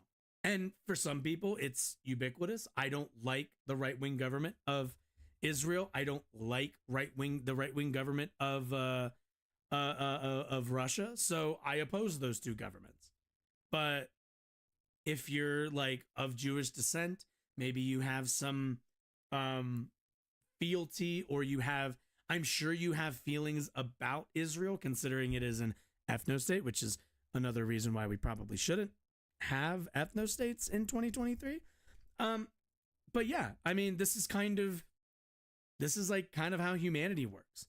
We brush over and we look past what we normally would condemn from groups, from organizations, from nation states, from whatever that we are close to, that we have a connection to.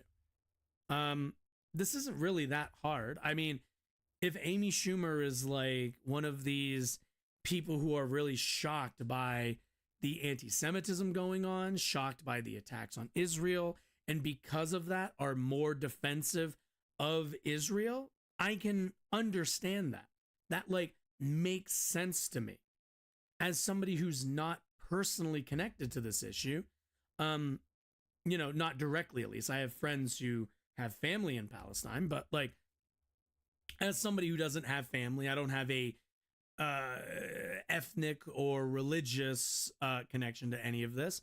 I have a humanitarian connection. Those are people over there waging war against each other needlessly, I think. But I mean, we all care for the people that we know and for the people who we identify with. It's not really hard to believe that somebody like Amy Schumer would be more to my right on this issue. It's probably a little bit more of a personal issue for them, and probably a little harder for them to separate the nuances to a degree. It's probably harder to break it down without that emotional connection. But like, this shouldn't be an "I told you so" moment, because this isn't what he thinks it is. But Tim Pool has the politics and the understanding of politics of like a 12-year-old. This is all lunch table. You were mean to me, so when I see something bad to you, I laugh. Like that's what this is. It's childish. Palestinian pride flag. Now, this is not the Pride Progress Palestinian flag, but this is a similar one to it. We see people now at protests holding up the Progress Pride flag. Okay, that's the rainbow, and then the triangle. It's not with the really black and the white, and the pink and the blue. I've been to one of the protests. And then in the middle is the Palestinian flag. That's right. It's not that common. Here's what I say. You want to win a culture war? Oh, it's easy. You print out a whole bunch of Progress Pride. Well, I guess that's all this is, right? This is just culture war to him, I suppose. Right? Then this is. I'm glad he said it. I mean, he's got a show, but like, I hope people understand, like, that's all this is to Tim Pool, is just a culture war to make money off of. Palestine flags. And you go to businesses in major places like D.C., and you go to the business and say, we want to put this flag in your window. Right. And when they say no, is he talking about something that's actually happened? Print out a whole bunch. Here's what I say. You want to win a culture war? Right. Oh, it's easy. You print out a whole bunch this of is Progress, hypothetical. Pride, Palestine flags, and you go to businesses in major places like D.C. Sure. And you go to the business and say, we want to put this flag in your window. And when they say no, you say, you don't support the left? Are you some right-winger? Man. I can never get over, like, let me speak really quickly. This is going to be a segment on YouTube. Almost certainly. Tim Pool's viewers. I need to know. This is what I need to know. Do you take that seriously? When he does the like, you know, where his head shakes and he gets all like, do you all take that seriously? Is that really like part of the shtick? Is that really how you all see this? These conversations happening?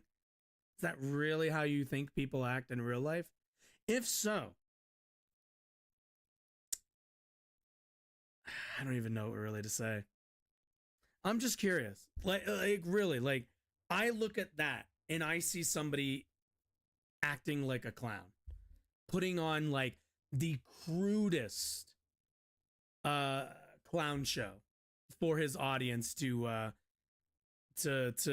identify with. I can't imagine somebody being convinced or otherwise swayed by the way that he characterizes what he calls the left. And when we come with protests, you're gonna be sorry. I'm kidding, by the way. My point is this.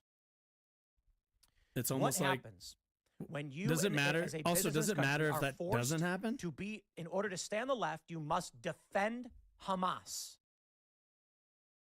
Ooh, okay. So I don't know what Tim's position on any of this stuff is, but I'm sorry. Are we just doing the? I thought Tim was supposed to be like an on the ground like war reporter back in the day.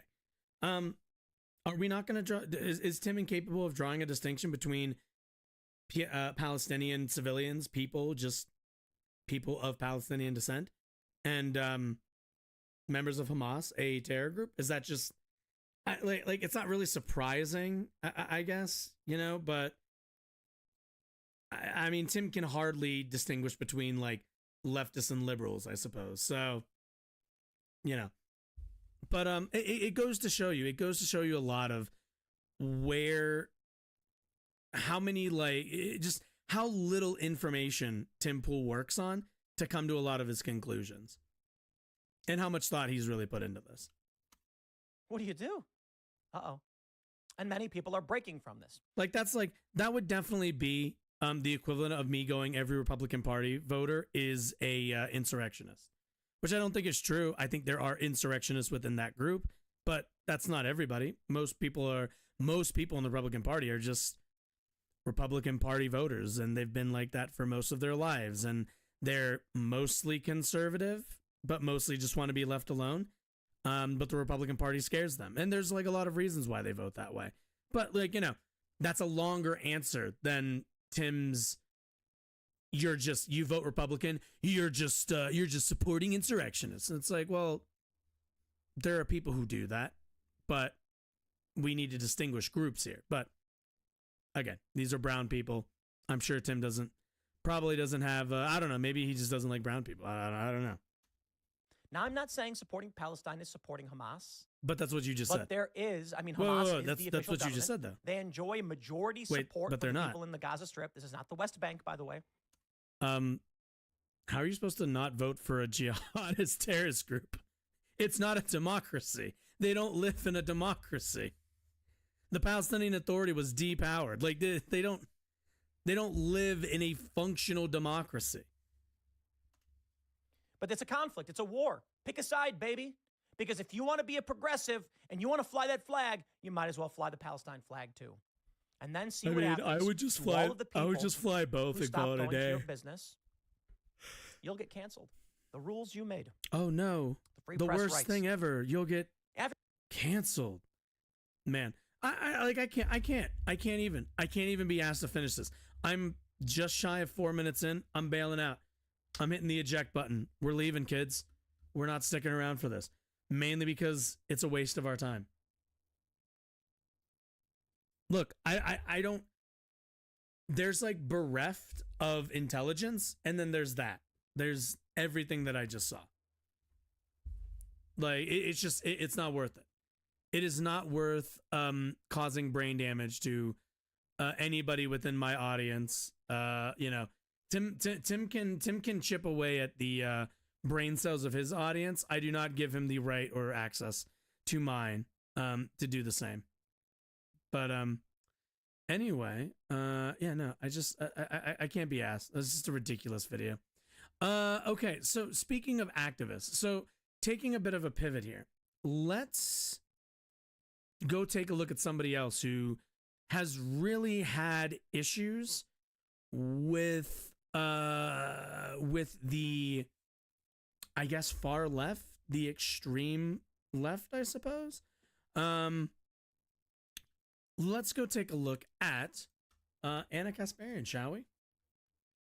Because you know, it's funny. I saw that she showed up on this podcast. I know Jank did, so I guess they're both. Man, I tell you, they're really not trying hard to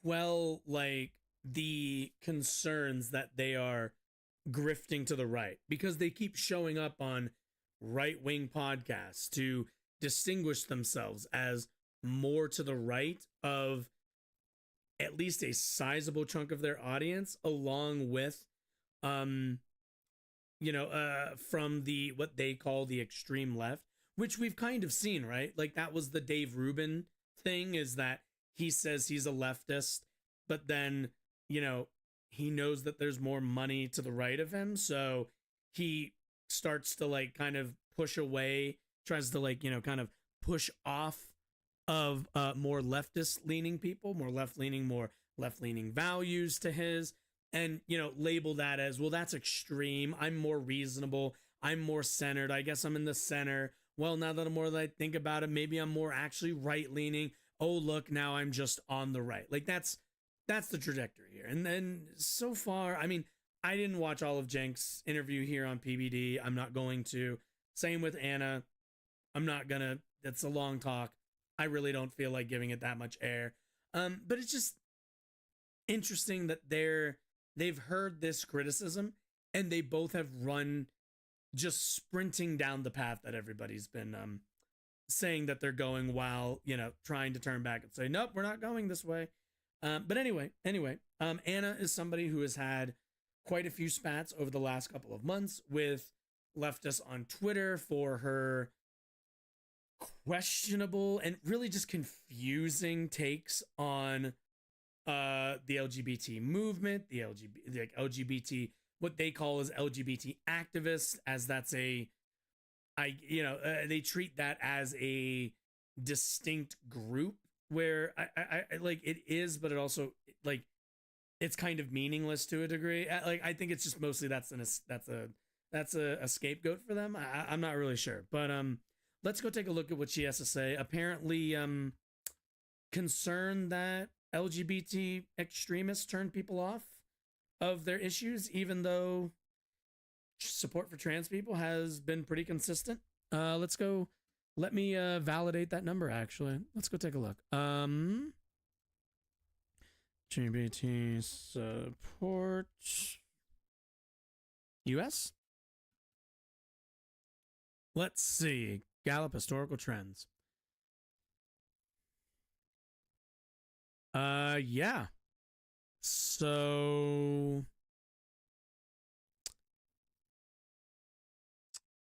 yeah. I mean, to be perfectly honest, regardless of whether, yeah, like, support for LGBT folks isn't, I wouldn't really call it in any kind of danger. Like 71%, I don't think we're in some terrible moment where it's the tide has turned backwards. But I don't know. Let's hear her argument, I guess. Concern, which is he's not going to go away. Okay. Some will say Obama's not gone away.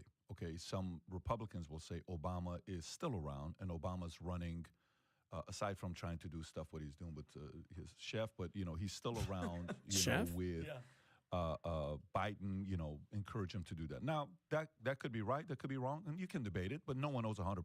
Both sides are going to kind of be like, no way, Obama's living his life, and this whole concept about Michelle running again, it's never going to happen. Fine. It's a good topic that we can debate.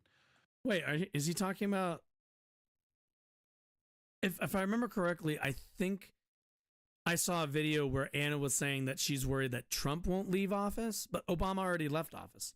Like, Obama left office, and if Michelle ran for president, then that's like a whole different president.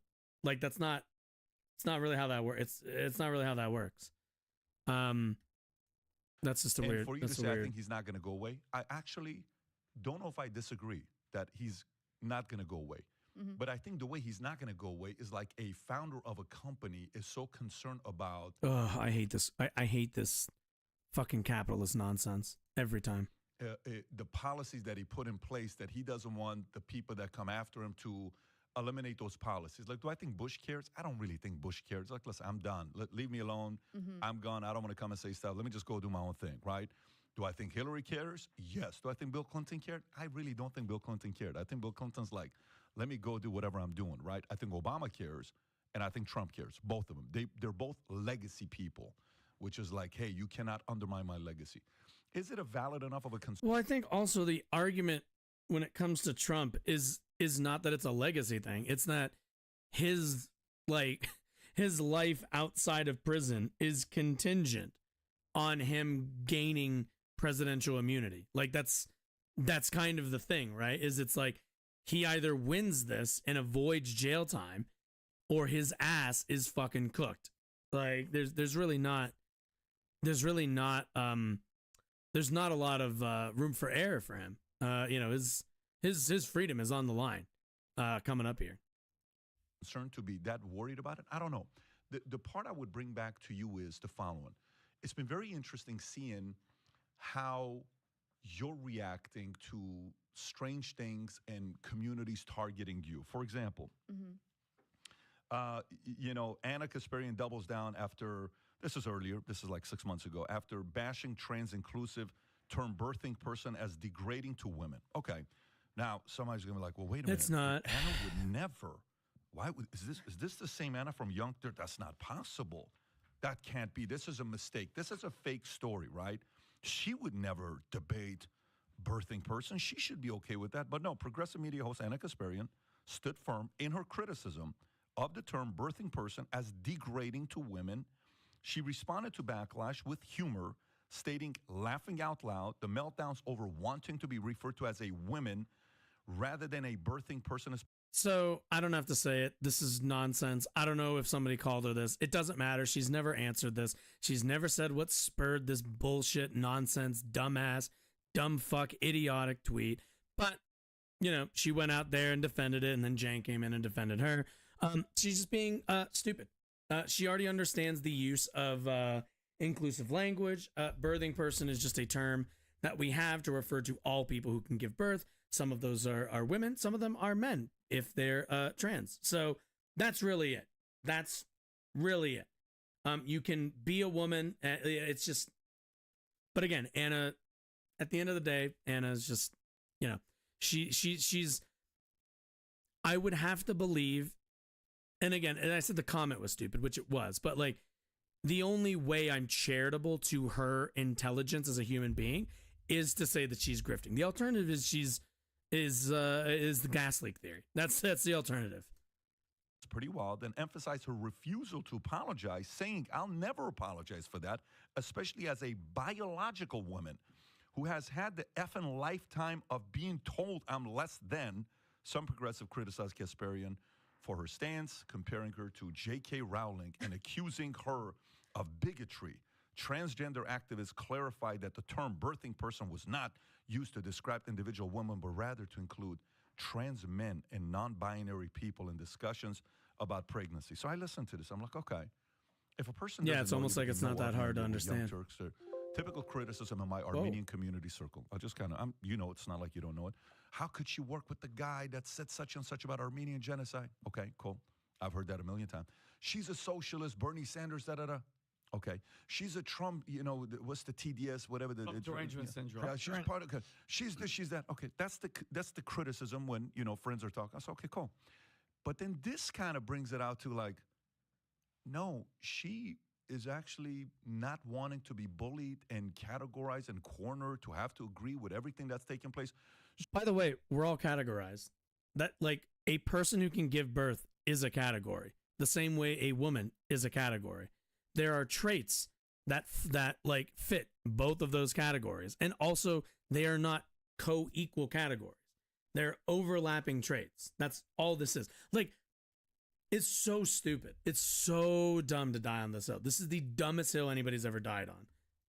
So you're almost experiencing a little bit of what Trump experienced as an individual, that they're now attacking you.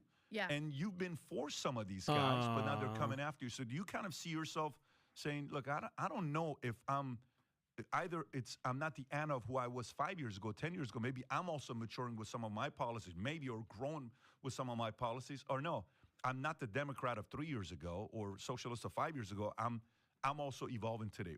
What's going on with your transition? Well, hold that thought for a second, because I'm going to answer that question. Please. But before I do, I want to address one other To thing, the right. which is To the how much of a right. badass I am. Okay. And the reason why I say that is because I single-handedly persuaded the most well-known Turkish American, Cenk Uygur, to, on his show multiple times, acknowledge the Armenian genocide. I did that. Okay. I could have just given him the middle finger and said, you're a Turk. I don't work for Turks. I'm an Armenian. And I could have just demonized him for what he wrote when he was literally in college. He was a dumb college student who had a lifetime of Turkish propaganda in his head about the Armenian genocide. And I decided, no, I'm going to stay here and I'm going to persuade him of what the actual truth is. And I did that. And I give myself a lot of credit. No one else does. Armenians don't. But That's nice. I'm going to give myself credit, because persuading people, doing the hard work of persuading people, that takes effort, that takes strength. And we don't have a lot of that in America right now. We have a lot of crying and whining about people not agreeing with each other, and then everyone goes off in their own corner. Everyone takes their ball and they go home, okay? So, to answer your question, you are correct. I do not like to be bullied or pressured into saying things or believing things that I do not believe. I find that terminology degrading. Okay? That Why? Because I'm not a birthing person, okay? I'm a woman. What's wrong with being called a birthing person? Well, first of all, not all women even have the capacity to get pregnant. So it's degrading to them to be, essentially, to have their womanhood questioned if they're not what a point if they're unable to have kids to begin with. So, because I am an artist on the side, I decided, why don't we do a little why don't we do a little what's it called? Why don't we do a fun little thing? Shall we? Want to do a little Venn diagram action, shall we? So, this should be really obvious to anybody with like 2 fucking brain cells. There are men. There are women. There are overlapping traits. And within those overlapping traits, there are birthing people. Some women are birthing people. Some women are not. Anna might fit into this category, but if anything, it's a subcategory to being like a woman. Actually, really, it's a subcategory for being a human. So like, and at the end of the day, if Anna's gonna do this whole like, well, you know, I don't want to be referred as a birthing person, it's like, then take that up with whoever is calling you that. The language of birthing person is so when we make medical decisions, when medicine is involved, we have a full understanding that there are people in this little section right here that can also receive health care. Because the right wing would have you believe, and their general understanding of things is this. Whoa, let's see if I can, let's like make that huge so I don't have to erase it a million times. Do that. The right wing would have you believe this, that these are how the groups go. Nope. Didn't I say blue? Am I crazy? Oh, I did, but I didn't also. They're like, they would say, oh, you got this. And then you got this one. And there's nothing. There's no overlap. There's, in terms of the capacity to give birth, there is no overlap. When we know for a fact that there are. Because these categories, the category of oh shit, I can't. Oh, I got to do that a little bit. There we go. The category of women and the category of men are not biological. They are social. There are absolutely traits that men and women, gender-wise, share. Long hair is one of them. I don't know, wide hips. There's however many. The threshold for what is a woman and what is a man is kind of up to who of the individual person, where they lie on that spectrum. That is the entire conceit. And from a healthcare perspective, for the capacity to give birth, birthing person is accurate because it describes all people who can give birth, whether they be men or women. Anna understands this. We've watched the video. Maybe in the clip I'll play it at this point. Who knows? I haven't decided yet. But this isn't that hard to understand. That's why I say it's the dumbest fucking hill to die on. But also, I mean, look, this is the thing that annoys me about this entire issue and conversation, because they'll turn around and they'll say, no one's calling you a birthing person. Okay, does someone need to call an individual who finds the N-word offensive the N-word in order for him or her to find it offensive? Or to wait, what? I'm sorry. I'm sorry. My brain shut down for a second there. To call an in-person conversation, because they'll turn around and they'll say, okay, no one's calling you a birthing person. Well, no. Whoa. Let's be clear. In terms of society, birthing person is birthing person as a term in our society is a medical term. That is a medical distinction, meaning that people are, there is no men's room, birthing person's room. That's not a thing. We have men's rooms and women's rooms. We do not distinguish the room that you go in to take a piss between your capacity to give birth. We do that by gender, which mostly is just gender expression.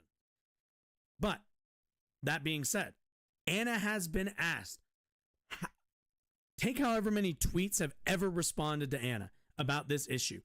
I can guarantee you a large number of those, I'm willing to say half of those at least, have been asking, where did somebody call you this, that you are this upset and your politics have shifted this much? Because you understood the concept of inclusive language 6 months ago, a year ago, whenever that video was. You understood it then. So why don't you understand it now? And she has never answered that question. She has never said it was a nurse, it was a family member, it was a friend, it was this person, it was that person. She has never said what spurred this obsession. What caused this offense to her to begin with. It feels, from my standpoint, from I think a lot of people's standpoint, a made-up issue. It feels like a made-up issue the same way Republicans make up issues to rile people up about. Because Anna's not going to, Anna hasn't said, somebody called me a birthing person and made me upset. She hasn't said that. She hasn't said that once. So what is the implicating moment? Why are you this upset about this? What is so upsetting about this? But again, like I said, she's never answered. So we only have to guess that she's just making it up as an issue to, I don't know, just to create news out of it.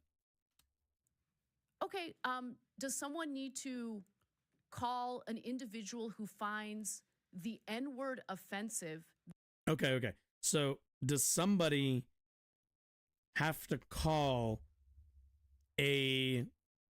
another person the N-word who finds that word offensive for the first person, for it to be it's language? What are we talking about here? What, like, just say what it was that upset you. If it was literally an interpersonal interaction, then talk to that person. Keep it off Twitter. Keep your personal interactions and those kinds of like personal spouts off of your broader political platform. It's petty. The N-word in order for him or her to find it offensive or degrading. You get what I'm saying? Of course. Well, also, if we're comparing the N-word to birthing person, again, one is a medical category and the other one is a term used to dehumanize and otherize black people who were property. I'm sorry, Anna, but you being called birthing person is not the same as other people being called property because of their skin color, you asshole. Jesus, the fucking balls on her. No, really. That's like that notion is actually more offensive than anything. The idea that you think that this is your big comparison is that, well, the N-word is offensive and you don't have to say the N-word to somebody for it to be offensive. Same with birthing person, which is a category of a human being. Like, stop it. No one needs to be called that word to find it problematic or to have an issue with it. And besides which, I was called that, okay? Yes, in a medical setting. And there we have it. She got called it in a medical setting, which means the doctors were being literally just medically accurate. Jesus. But this is a doctor who knows I'm a biological woman. Call me a woman. But I had a conversation with that doctor. Why did you feel the need to call me a birthing person? Like, where did that come from? And in California, medical providers are basically like told that there will be penalties if they don't use the proper terminology. She does realize that, like, all she had to say, what a fucking Karen, dude. She does realize that all she had to say to the doctor was, you can just refer to me as woman. I'm not going to report you for that. It's like, I understand that's like the law. You don't have to, like, it's like, I'm perfectly fine with you using the term woman for me. Like, you didn't have a lavalier mic on you, did you, Anna? Were you recording that conversation? I don't think you were. Literally, all you had to do was be a normal fucking person and go, oh, like, why'd you call me a birthing person? Well, in the state of Colorado, in the state of California, they passed new laws in terms of using inclusive language just to make sure people are comfortable. So, we got to get used to using that kind of language. All you had to say was like, oh, I understand. Like, you can use woman with me. Like, you don't have to take that extra step with me. And you know what they probably go, okay. And that's it. It's literally an interpersonal conversation. Or if they're caught doing anything discriminatory toward the trans community. Now, if they're actually doing something discriminatory toward the trans community, I think medical providers absolutely should face consequences. But Wait. Do you think using inclusive, like, don't get me wrong, I feel like the penalties probably aren't that steep, but also I don't really have a problem with doctors being told, hey, like, use the proper medical language that's inclusive to everybody. Like, it's medically accurate and it's inclusive. Win-win. Any doctor should have no problem with that because they're like, well, that is technically true. You are a person who can give birth. Like, I don't really see the harm in any of this. If anything, it protects trans people and doesn't harm anybody else except for Anna's weird feelings, which she could have just had a conversation like an adult. Idea that we should change all of our terminology even toward women We who should. want to be called women in order to be inclusive is ridiculous. Just ask to be called now, just if a woman. transgender person wants to be called that, fantastic. I respect it. I'll do it. I'll engage in it. But I think in the context of my relationship with my doctors, Also, most I trans wanna be people called a woman. want to It's be not that known as difficult. one of the It is my as one of personal like preference. the Okay? genders. That doesn't mean that's, that I that's literally it. in any way believe that transgender people should be treated differently or that they should be discriminated against or that they should not live lives of dignity. Except that we shouldn't incentivize inclusive language to make them feel comfortable, because it makes me uncomfortable when you call me an accurately medical term.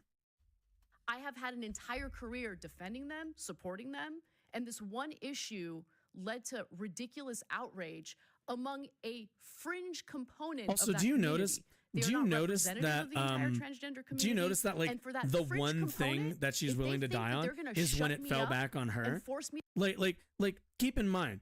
You remember when I said earlier about the Israel issue that like when it's personal, when it's like a personal issue for people, they have a hard time separating a lot of the like nuances, and it's a lot of like emotion. Like their politics comes from emotion. That's this.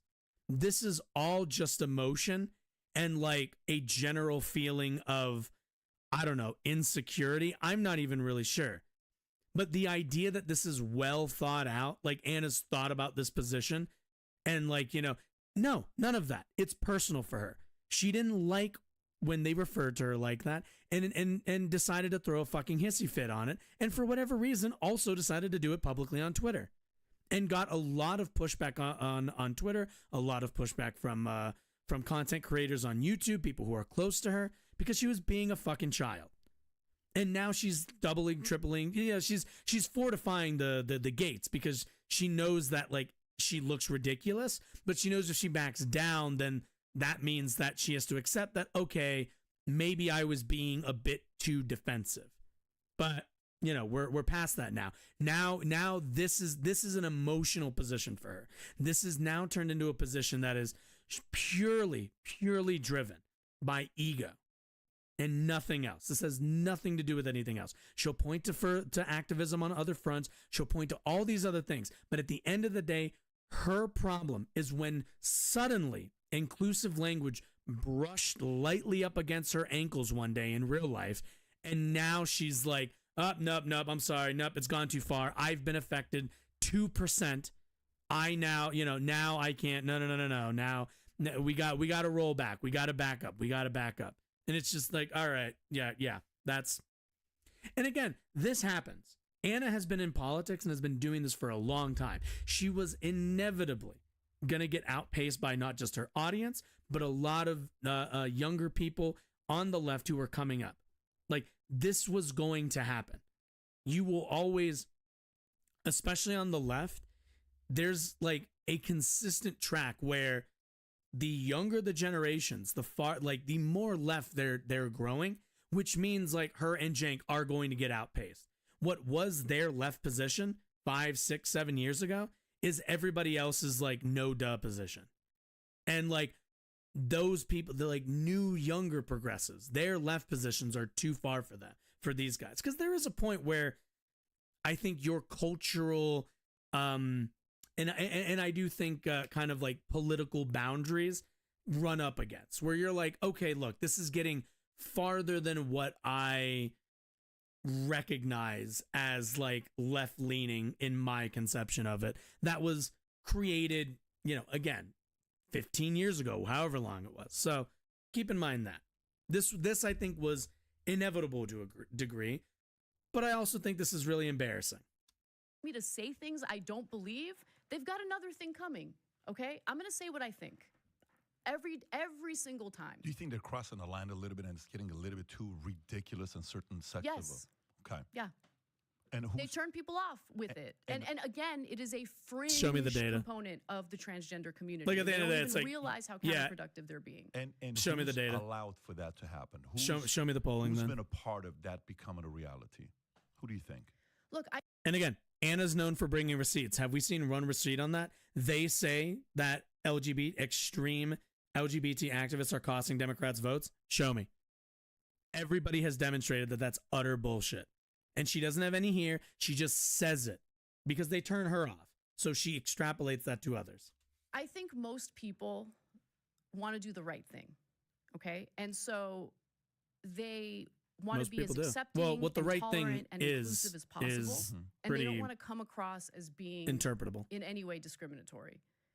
And I respect that. I think that it comes from a good place. But they shut their brains off sometimes and just go along with things without considering maybe some of the unexpected consequences, how others might feel about what they're engaging in. I think that there's this conflation with the gay community and the transgender community, because think about it. Like, I think a lot of people Ooh, I'm not a fan of this. So, okay. So we've seen a kind of a lot of this, right? Like this is literally the gays against groomers line, isn't it?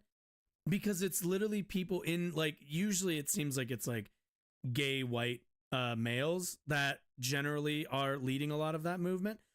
From what I understand, I might be wrong about the specific group, but like we see a lot of this, like, gays that are like, whoa, look, I was cool with the lesbians and I was cool with the bisexuals, but like the transes want to team up with us as like under this whole ass umbrella, you know, and like, but that's like kind of the line, right? That's the gays against groomers line, that we don't share the same values, the same political, what am I looking for? The same, like, political goals, positions, like, and correct me if I'm wrong. People can let me know, either in chat or in the comment section when this is a segment. I've never seen evidence for this. As far as I understand it, obviously there are gay-specific activist groups and there are trans-specific activist groups, but I have not seen this huge break within the LGBT community where, like, you have all these gays who are like, we have to get the T out of our LGB. We have, you know what, I just don't see that often. What I see it from are conservative, conservative gays, and like members of that community who are conservative, who don't really find similarity with those groups. And, you know, that's all well and good, but again, that seems to kind of be a very, like, politically driven, and really, I don't think, what's the word I'm looking for? What's the, not natural. It's like a, goddamn, what's the fucking word?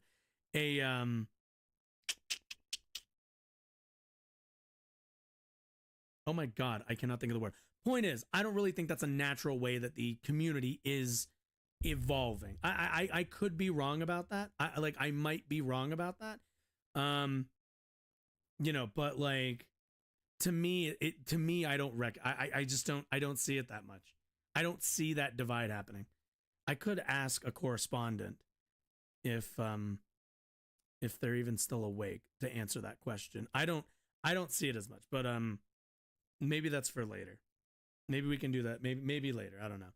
But anyway, let's continue. And also, like, I'm sorry, but I just can't. This is also coming from Anna Kasparian. I'm like, are you within these activist groups? Like, I don't think she has as much experience in these groups as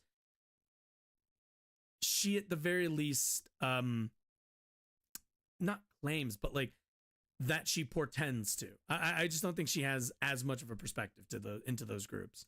On the left, think of the trans community the same way they thought of the gay community, right? Like, yeah, why not legalize gay marriage? Like, what's wrong with that? Who's it hurting? But when it comes to some transgender issues, here we go. There is a lot on the line, right? Like, when we do talk about kids transitioning, you want to make sure that we have a system in place where there's a proper protocol implemented to ensure that we're not transitioning kids who might not actually be transgender. That already exists. You think it's okay to transition kids under the age of 18, even if the parents consent? What do you mean, medically? Medically. Anna, you seem very smart to me, and I think you have common sense. Yeah, I do have. Yes. So the usual, yeah, and the idea that like, it's like, oh, well, common sense says no, but I'm like, well, common sense would probably tell us that like fire is given down by the gods at some point. Like, no, fire isn't magic. Common sense is for idiots. People who rely on common sense just are kind of going with what feels right to them and like bulldozing ahead without any idea of like broader medicine or even like broader psychological studies. Like, this has all been studied by doctors for quite a while now. We have an understanding of trans identity. There really isn't, as far as I'm concerned, if the family, if the actual child in question, if doctors believe that it is prudent, I think that's a question for the family and for the doctors. Most people don't go forward with that stuff until like after they're 18 anyway. And also, like, medically, I don't know what that means. Taking hormone blockers is medical treatment, but that's not something that that's not the same as any kind of cosmetic surgery. Those two things are both medical. They are also not really in the same category. Like, they're not the same kind of medical.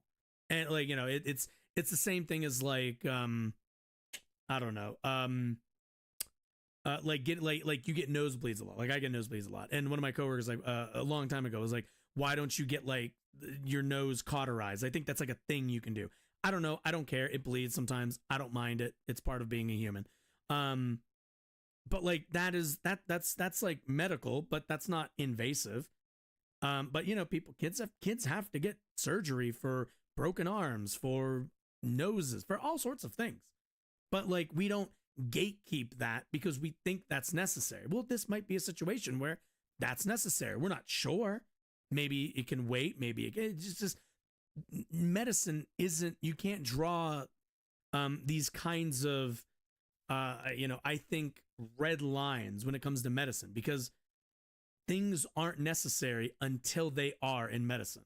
So, common sense. I think it's a very difficult question to answer. Okay, I think that it is a problem when certain states completely ban it. Just say it's complicated, Anna. Just say it's complicated. Save yourself. Hit the eject button. Who identify as transgender, they're legitimately transgender, and well, I'm pretty sure PBD doesn't think that's such thing. To those people, right? I think it's a decision that should be left between the parents and the doctors. But at the same time, there are certain things going. What else are people supposed to say? Like, he's shaking his head like that's ridiculous. That has been the standard for free medical practice. Laissez-faire free medical practice for like in this country for how long now? Government does not interfere, does not tell you what you can and cannot get as a like citizen. If you'd like a nose job, you're allowed to get them. Anna has gotten one. This isn't, I don't think it's the government's job to tell us what we can and cannot get based on vibes. Like, if you like, obviously we have like regulatory bodies, like you can't get super experimental procedures or medicine or anything like that, but that's because we have a system of vetting. We don't like, we already know, we have data to support that socially transitioning and trans-affirming healthcare is helpful to people, through their process. We know that there are positive outcomes for that. So what's the problem here? And it's just, I can't take it. Like, what are we supposed to do? Like, this one specific community are second-class citizens who are not allowed free access to medicine the same way everybody else is? What are you doing? The calendar's already been changed in November. Here, why don't you come up here? Going on where I do worry. Like, I don't know if you guys have read about the Tavistock Clinic in the UK that's shut down. And the reason why it shut down is because it just became this system of transitioning minors without really doing the proper protocols to ensure that they're, they're working with people who are legitimately transgender. Okay, so you're 14 years old. I don't know if The inside story, NHS Gender Identity Clinic. Clinicians and young people speak about the pioneering and controversial London facility, now facing closure. The center sits near the bottom. Don't care. This is Travis Portman and HS Foundation. Trust on da-da-da-da-da. Within it is a gender identity development service, or GIDS, one of the longest running services for gender diverse children and young people in the world, founded 33 years ago. Whose work here as a national center. Visitors who have come to GIDS describe the climb to the third floor, walls decorated, yet what's happening further down the corridor, don't care. Okay. There has been a deluge of arguments and speculation amplified in the media. The service has faced heavy criticism from young people and their parents about lengthy waiting times. Okay. For Tyler, this proved to be a quote lifeline. Now living as a transgender man, he talks of being incredibly nervous when he had his first appointment of 2016. His mother Joanna remembers his okay. Acknowledge your family's positive experience was rare, and critics of the service applauded the decision to close it. NHS England announced that in July that the GIDS clinic within the Tavistock would be replaced by regional hubs at the recommendation of an independent review of the service by a leading pediatrician. Shouldn't that be whatever?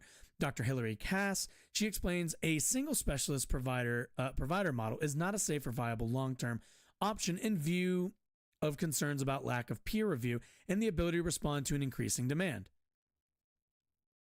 Wait. Okay, wait.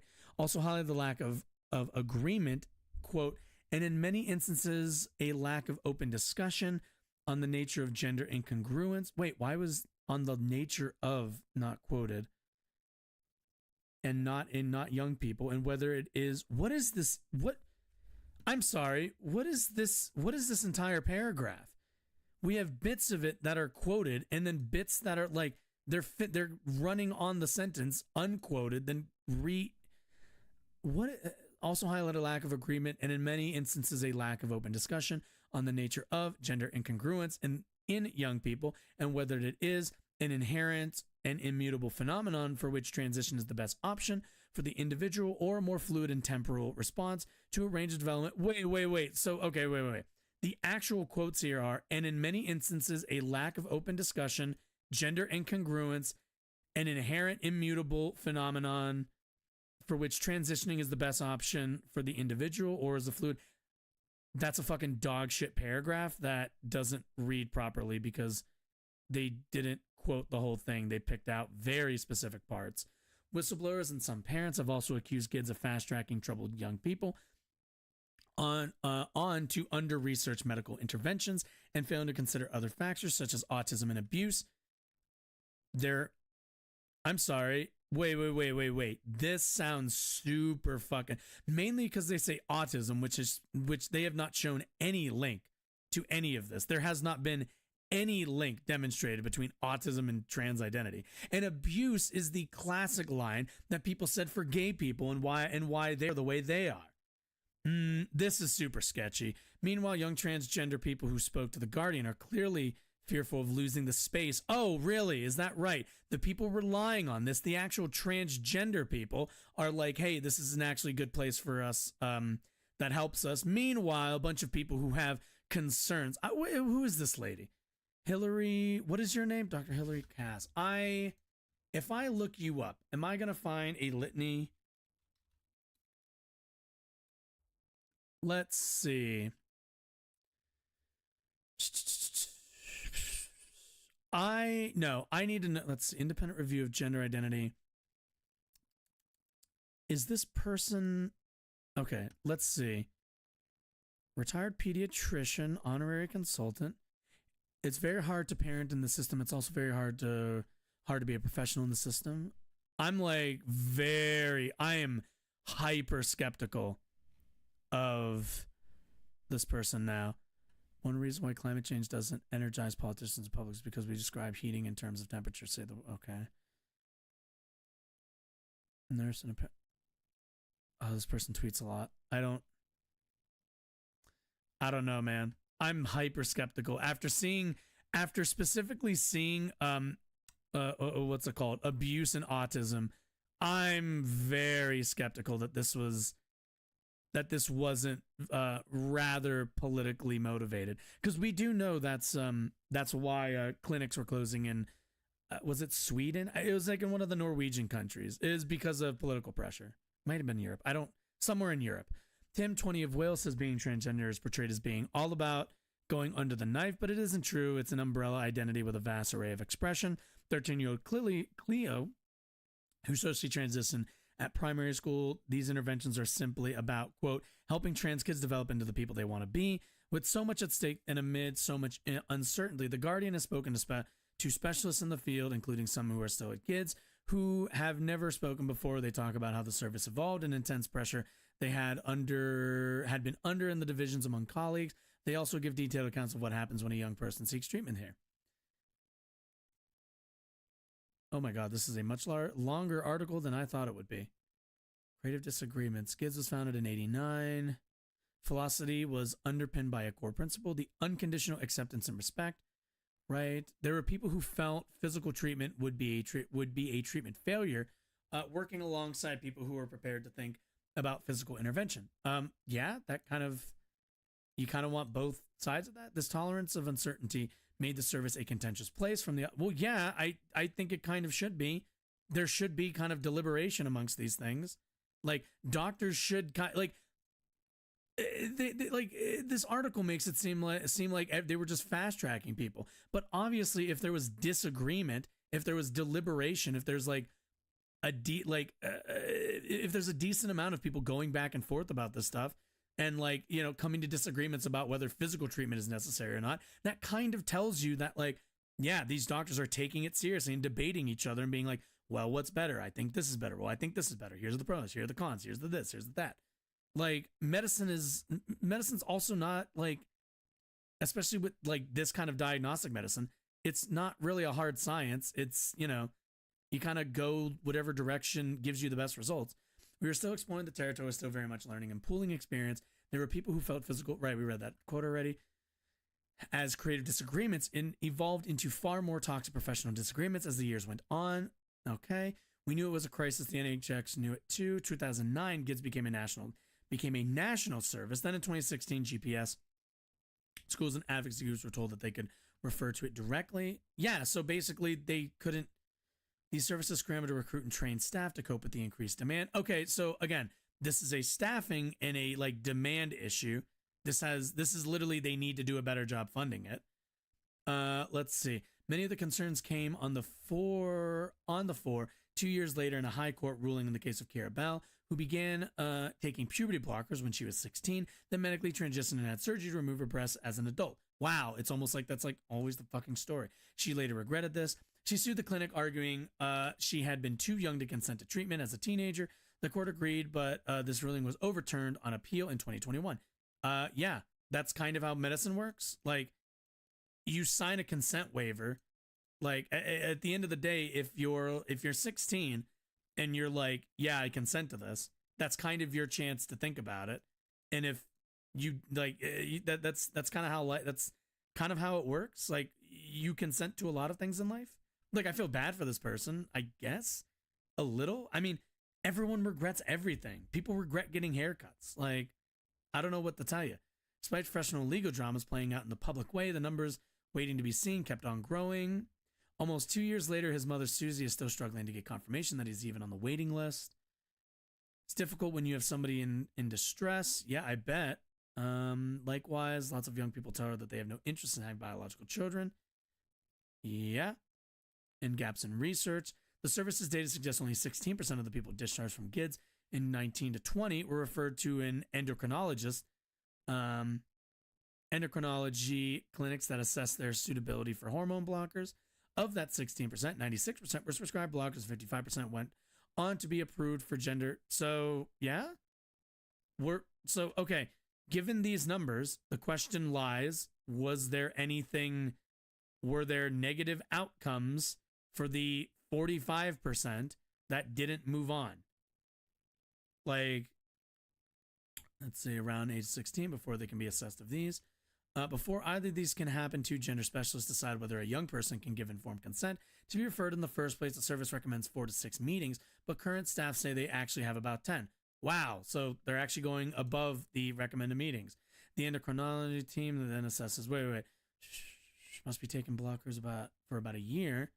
Young people must have taken blockers for about a year and also been around the age of 16 before they can be assessed of these. Okay, so they need to be around 16 before they can even be assessed for this. Okay, that makes sense. Which they do the meetings. Most of the people staff see for appointment are age 15 or over. Makes sense. Use of pretty block is contentious. Okay, we can skip this because there's literally no argument for it. The media presents trans people as a threat. No shit. Yeah.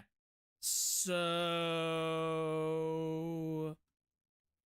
literally nothing. Anna's citing this and it's a bunch of fucking hogwash.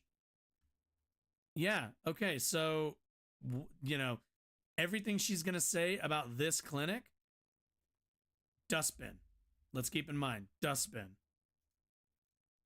At 14 or 13 years old, when your mom tells you, what do you want to be? You said, I want to go be an actress. So she's not going to be a pachatsats, right? And you said, I'm going to go be a Barbara Walters. Why don't you go be a journalist? Okay, that's exactly what I want to do. And I go, okay. What if your mom doesn't say that to you? What if your mom doesn't put that in your head? What if you go into Hollywood? Maybe your life's going to be a different story today. I don't know what it's going to be, good, bad, or ugly, but it's going to be a different life. Probably what. But what I'm saying, it's going to be a very different life. I actually think you would, because you have drive, but it's going to be a different life, no matter what direction you would have gone to. Yeah, it's kind of how life works. The point I want to make is with this whole concept of even entertaining the thought of it being okay before the age of 18.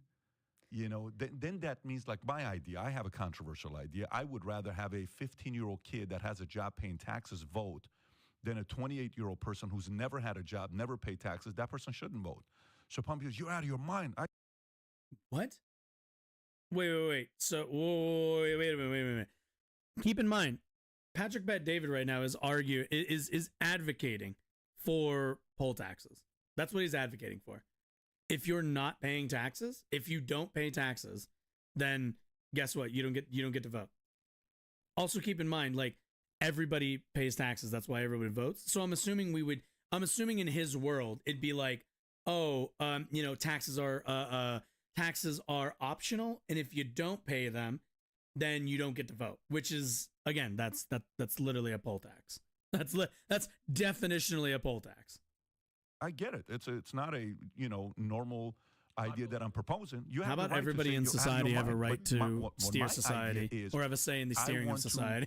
Give people I don't get how that's like an arguable. Earn the right to vote, who have contributed to society, minus those who have disabilities, things like that. That's not what I'm talking about. Or elderly.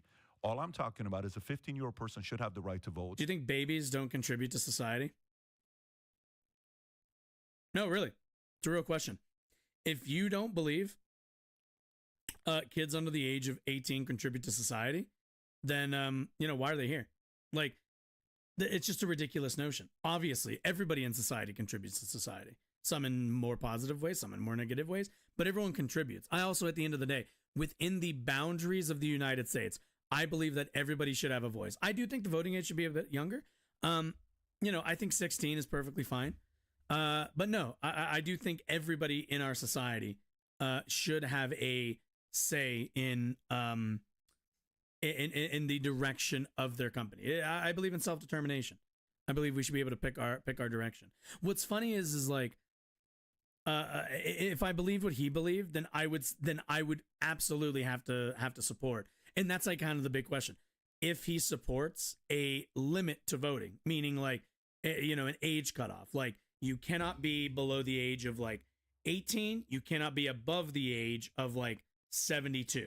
Like only people within that band are allowed to vote. But then that's not like, then what? People who are 73 get no voice in the direction of their country? Like, I don't think that's right. They're still there. I think everybody should. I think we should lower the voting age. Absolutely. Like, obviously there's like an argument of like, well, should 5-year-olds vote? I'm like, probably not. But I also don't really think it would be that huge of an issue if they did. I just don't. I don't really think it'd be, that terrible of an outcome. But I do think, but anyway, continue. who is paying taxes, has a W-2 job, has paid $3,000 of taxes. What if I have a versus 28 who W-9? hasn't. But this concept of saying, I don't remember which one. I think my son told me, he's a girl, and we have to do this, and da-da-da-da, and they're crying, getting emotional.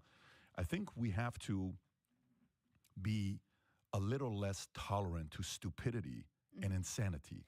If you're 19 years old and you say, like my kids will say, that my son is having this tattoo conversation with me. Here we go. And you know which son it is. He's like, hey, but such and such has tattoos. I said, but Michael Jordan didn't have tattoos. He said, that's a good point. I said, Brady doesn't have tattoos. By the way, I hope these guys don't have tattoos in weird places. All I know is... I mean, and this is like, he talks about stupidity and insanity. This is the dumbest fucking argument. And the dumbest this other person doesn't have tattoos. This person doesn't have tattoos. I don't have tattoos. Like, it's like, who cares? People want the things that they want. I want to wear a red shirt, Dad. I don't know. Tom Brady doesn't wear red shirts. I don't know what he's football, right? Yeah. But like, that's fucking idiotic. I've never seen tattoos. Yeah. You don't know. Michael could have a tattoo of goat somewhere you're never gonna see. There's professional chefs. These guys will like, what about this? Who have tattoos. What if I want to get it? I'm like, dude, there let are me just tons put it to you of this way. people who have tattoos when you're 18, successful. You can get it. Till then, I'm not gonna support you getting a tattoo. After that, do your thing. My goal is to try to encourage you. Also, that's like, again, that's parental consent. Like, we have laws around that. Like, in the laws, we have it written that, like, hey, if you want to get a tattoo, we don't think that under 18-year-olds have the capacity to give consent to that. So you have to wait till you're 18. You can ask your parents. You can get it earlier, but they have to be okay and think that they are the ones who assess that decision-making capacity for you, which it's tattoos. It's not the end of the world. I'm not that concerned about that, but that's, again, like, tattoos are also removable. I mean, not fully, obviously, but again, it's just like, what is this comparison? People who are trans are not like people who just want to get a tattoo of something. Those aren't comparable. Those just aren't comparable. And as much as I can to one day not do this, right? Right. Tattoos also don't really change but that's your life. Parental right. Okay, so I think that which we should probably reassess. Getting in between a parent, their child, and their doctor, right? I actually do believe in parental rights. And so I do have an issue with some of these schools and school districts promoting policies of keeping parents in the dark when it comes to their child transitioning. That's in the state of California. And sometimes. yes, Yeah. and the reason why I say that, understand, look, I think that like in the state of Florida, in the legislation that they passed, there are exceptions for kids who might, like, if there's reason to believe that their parents are going to be abusive, if they're informed of this, right? There is a carve out in the legislation in Florida to ensure that the teachers have the ability to withhold that information from an abusive parent or abusive parents. I think that.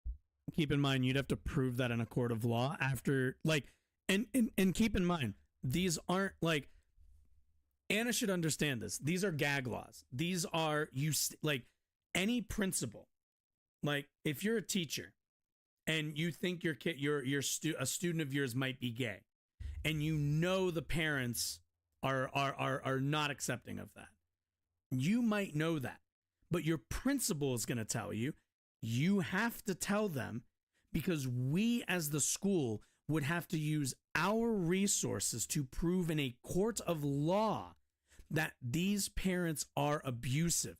The burden of proof is so high that no school with their resources are going to risk that for every gay or just generally non-straight kid in their school. It ain't going to happen, which is why those laws are in place to keep teachers, the relationship of teachers and kids and the conversations between them protected.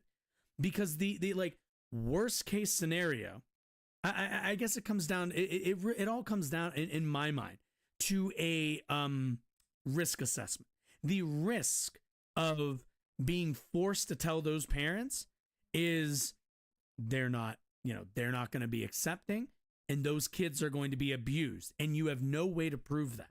You'd have to get a lot of hard evidence to prove that. And the alternative is if parents are accepting, they'll find out anyway, or they already know.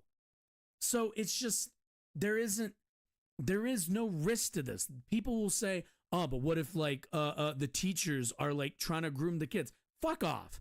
There's no kids are less safe in churches. When you come to me wanting to bash down the doors of the fucking local Catholic church, you can come talk to me about your concern for kids and supervisory adults. But spare me with this teacher nonsense. Spare me with this teacher nonsense.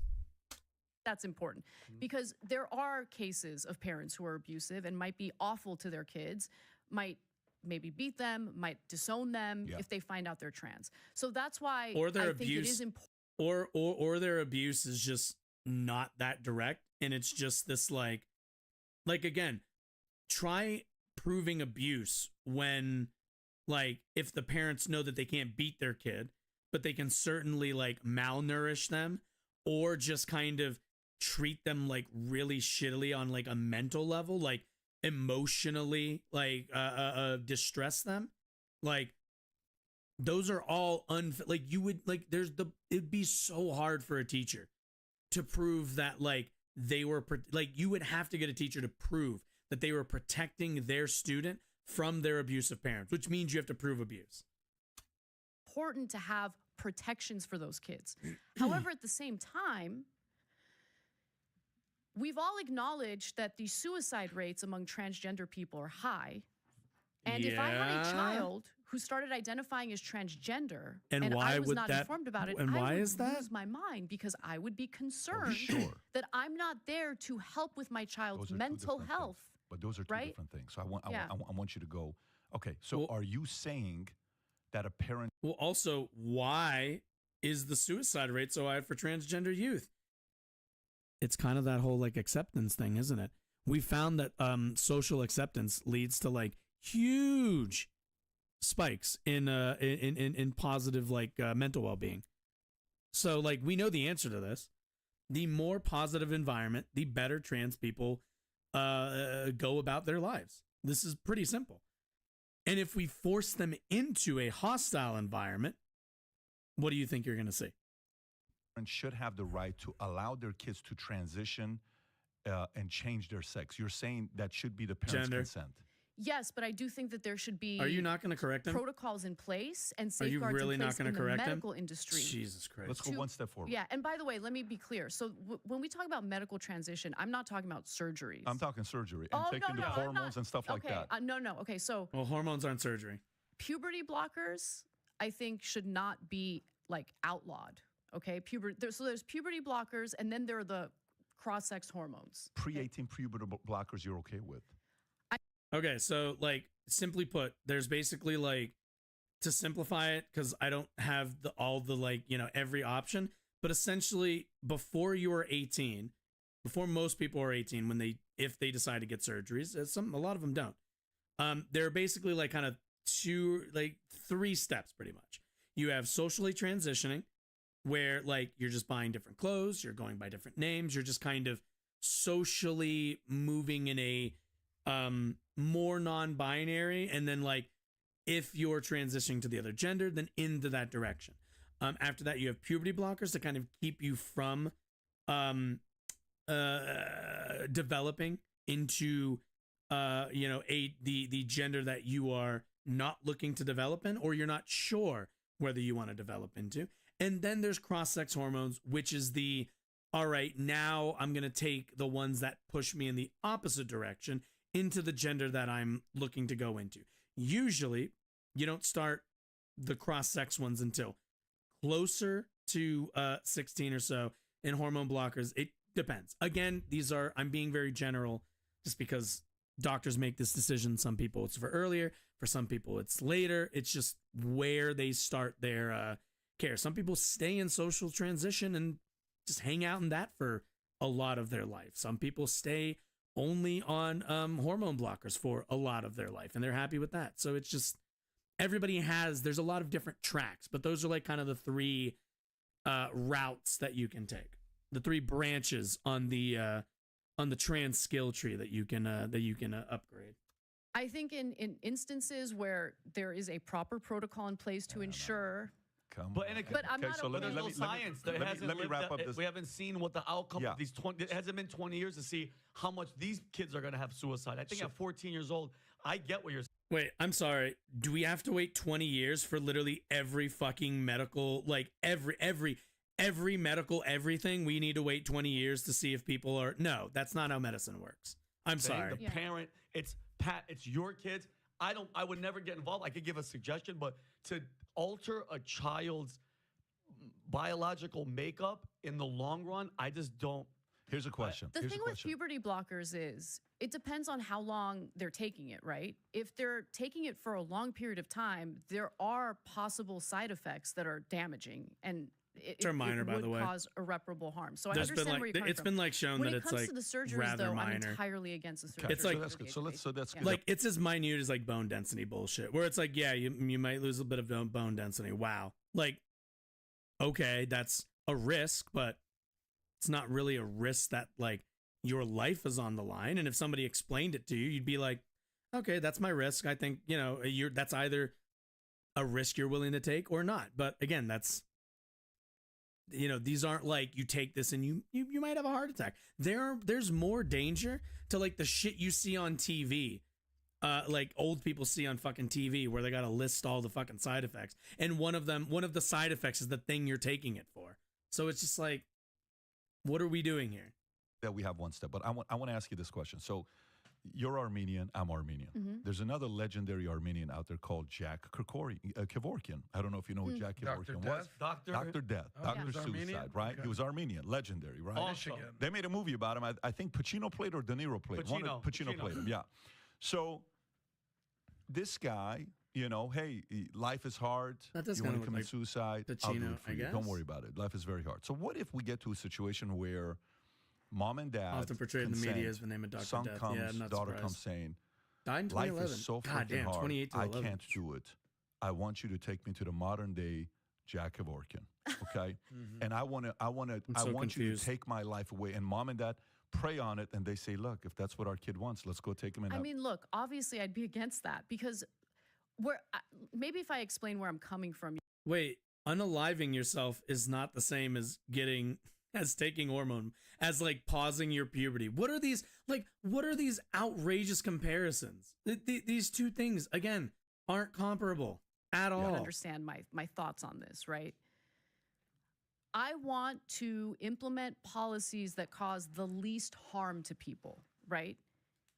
Transgender teenagers exist, and suicide rates among transgender people, especially if they're not able to feel comfortable in their own bodies, right? More comfortable in society. That suicide rate is real. And that's so like a big one. How do we balance, the concerns of potentially causing damage to kids who aren't actually transgender? Because that exists, right? There are detransitioners. And my heart breaks for them because they were on puberty blockers for a long period of time. It did cause harm to their bodies, irreparable harm.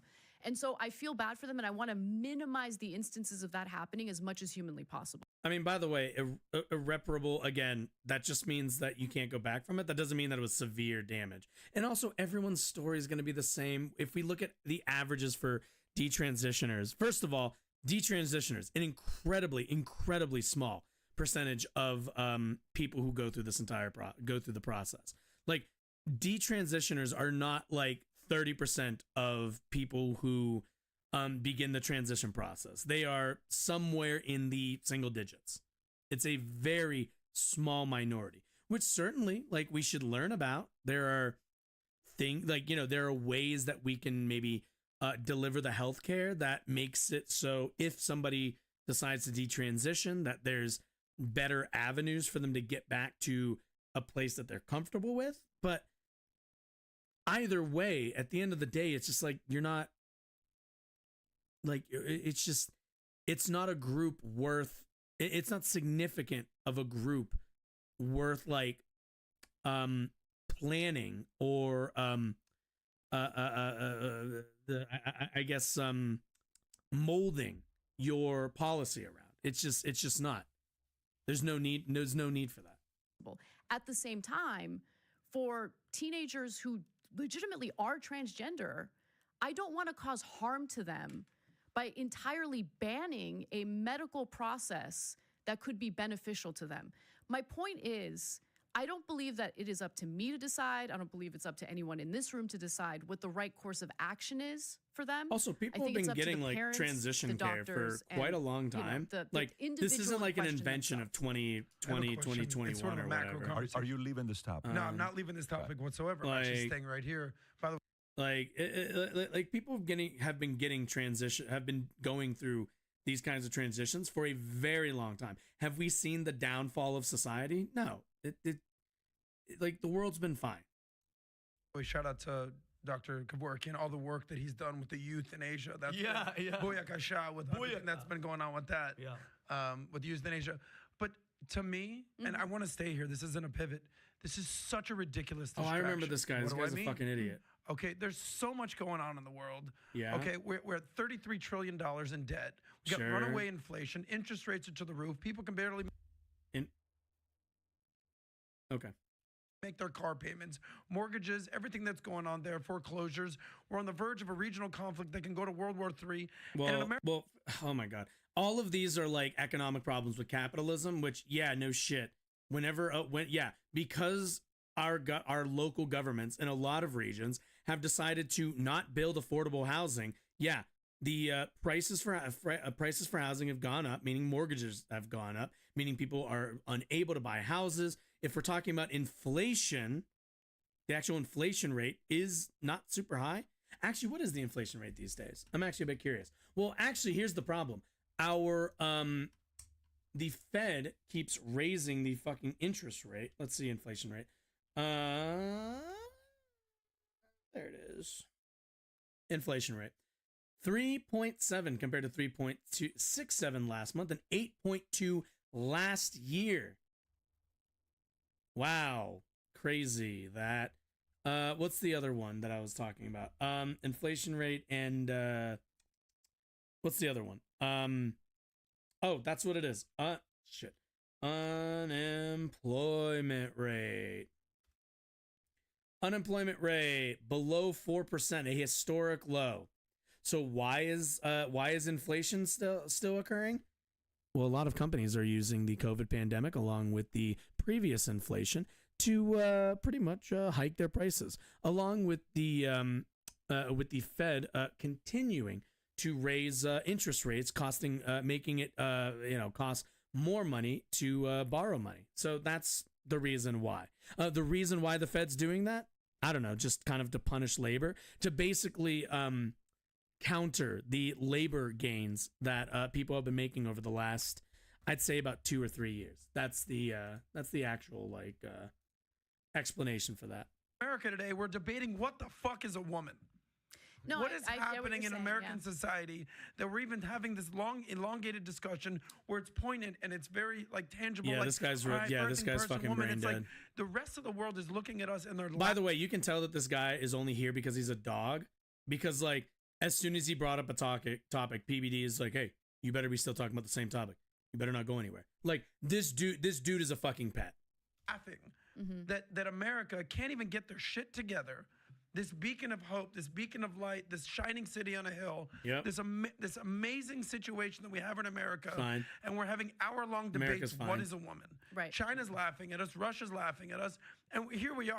Russia's not laughing at us. They're fucking mauling because we keep sending Ukraine aid. The fuck? If anything, Russia's like, God fucking damn it. They keep giving them more shit.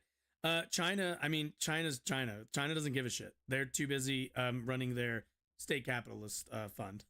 Are very smart people, very informed people, and we're having deep discussions of whether Anna over here is actually a woman or not, or she's a birthing person. What's your question? So my question is, why are we so she's preoccupied a woman. with this? Is this She's not also one big distraction? a person who The gave culture birth. wars, the You're identity distracting from the topic. But- No. I'm not distracted. But you want to. See, he said heal. Why this is He such said a But I heal. don't want to go to that topic. I want to stay on this topic. That's a complete different topic. Let us transition away from this.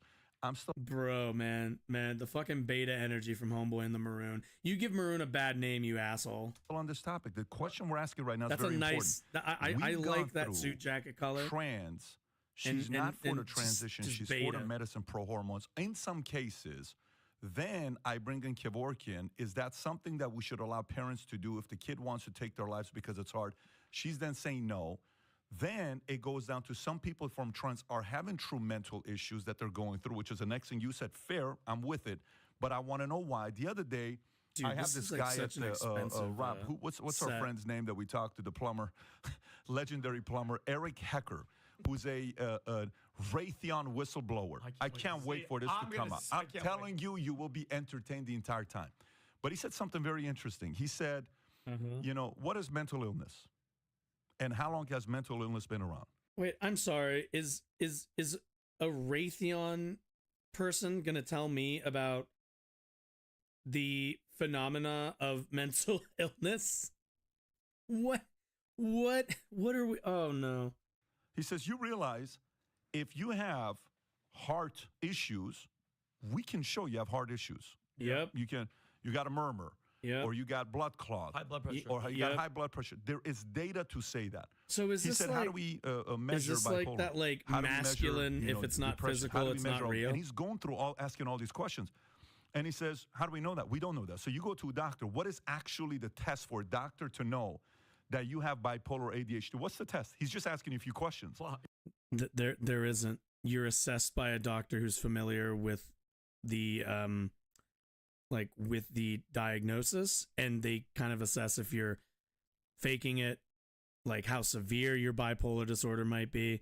Like, you could say this to anything. Oh, do you have depression? No, you're just sad. Which, like, we did that for how long? Was our society better back when we just gave women antidepressants? Or, like, you know, whatever the fuck we gave them when women were like, I'm sad because I'm literally just a housewife and property of my husband. Like, and like did a lot of drinking. Like, seriously, this is just anti-science. That's all this is. Yeah. What are you dealing with? What are you going? There is no test. There is no data. This is, your blood scored this or you're. So I'm sitting there listening to this guy. I'm saying, first of all, I don't, okay, maybe interesting point. It's almost like the But human then brain what has this isn't led to? the same It's as led like to a muscle, like a normal ass product, muscle. Big pharma. Okay, so how? Yes, big pharma famously never existed until mental illness. They never made medicine back when people had heart problems. Profitable are these transitions? How profitable are these puberty blocker products? By the way, I know are you're we saying, doing this meme? You know, why are we talking about this? There's other things going on in the world. For people, here's my and every leftist's ace in the hole. Oh, you don't like big pharma? You don't like people making money off of this? I don't like them making money off of it either. Boom, baby, let's just do Medicare for all, free healthcare. Boom, let's go. Taxpayer-funded healthcare. Let's do it. We're done. We're done here. There's no money to be made. It's all just for the sake of the medicine. Boom, we're done. We solved it. People that have kids, this is a major concern to them because their kids are being fed this bullshit on a daily basis at public schools, and parents are concerned.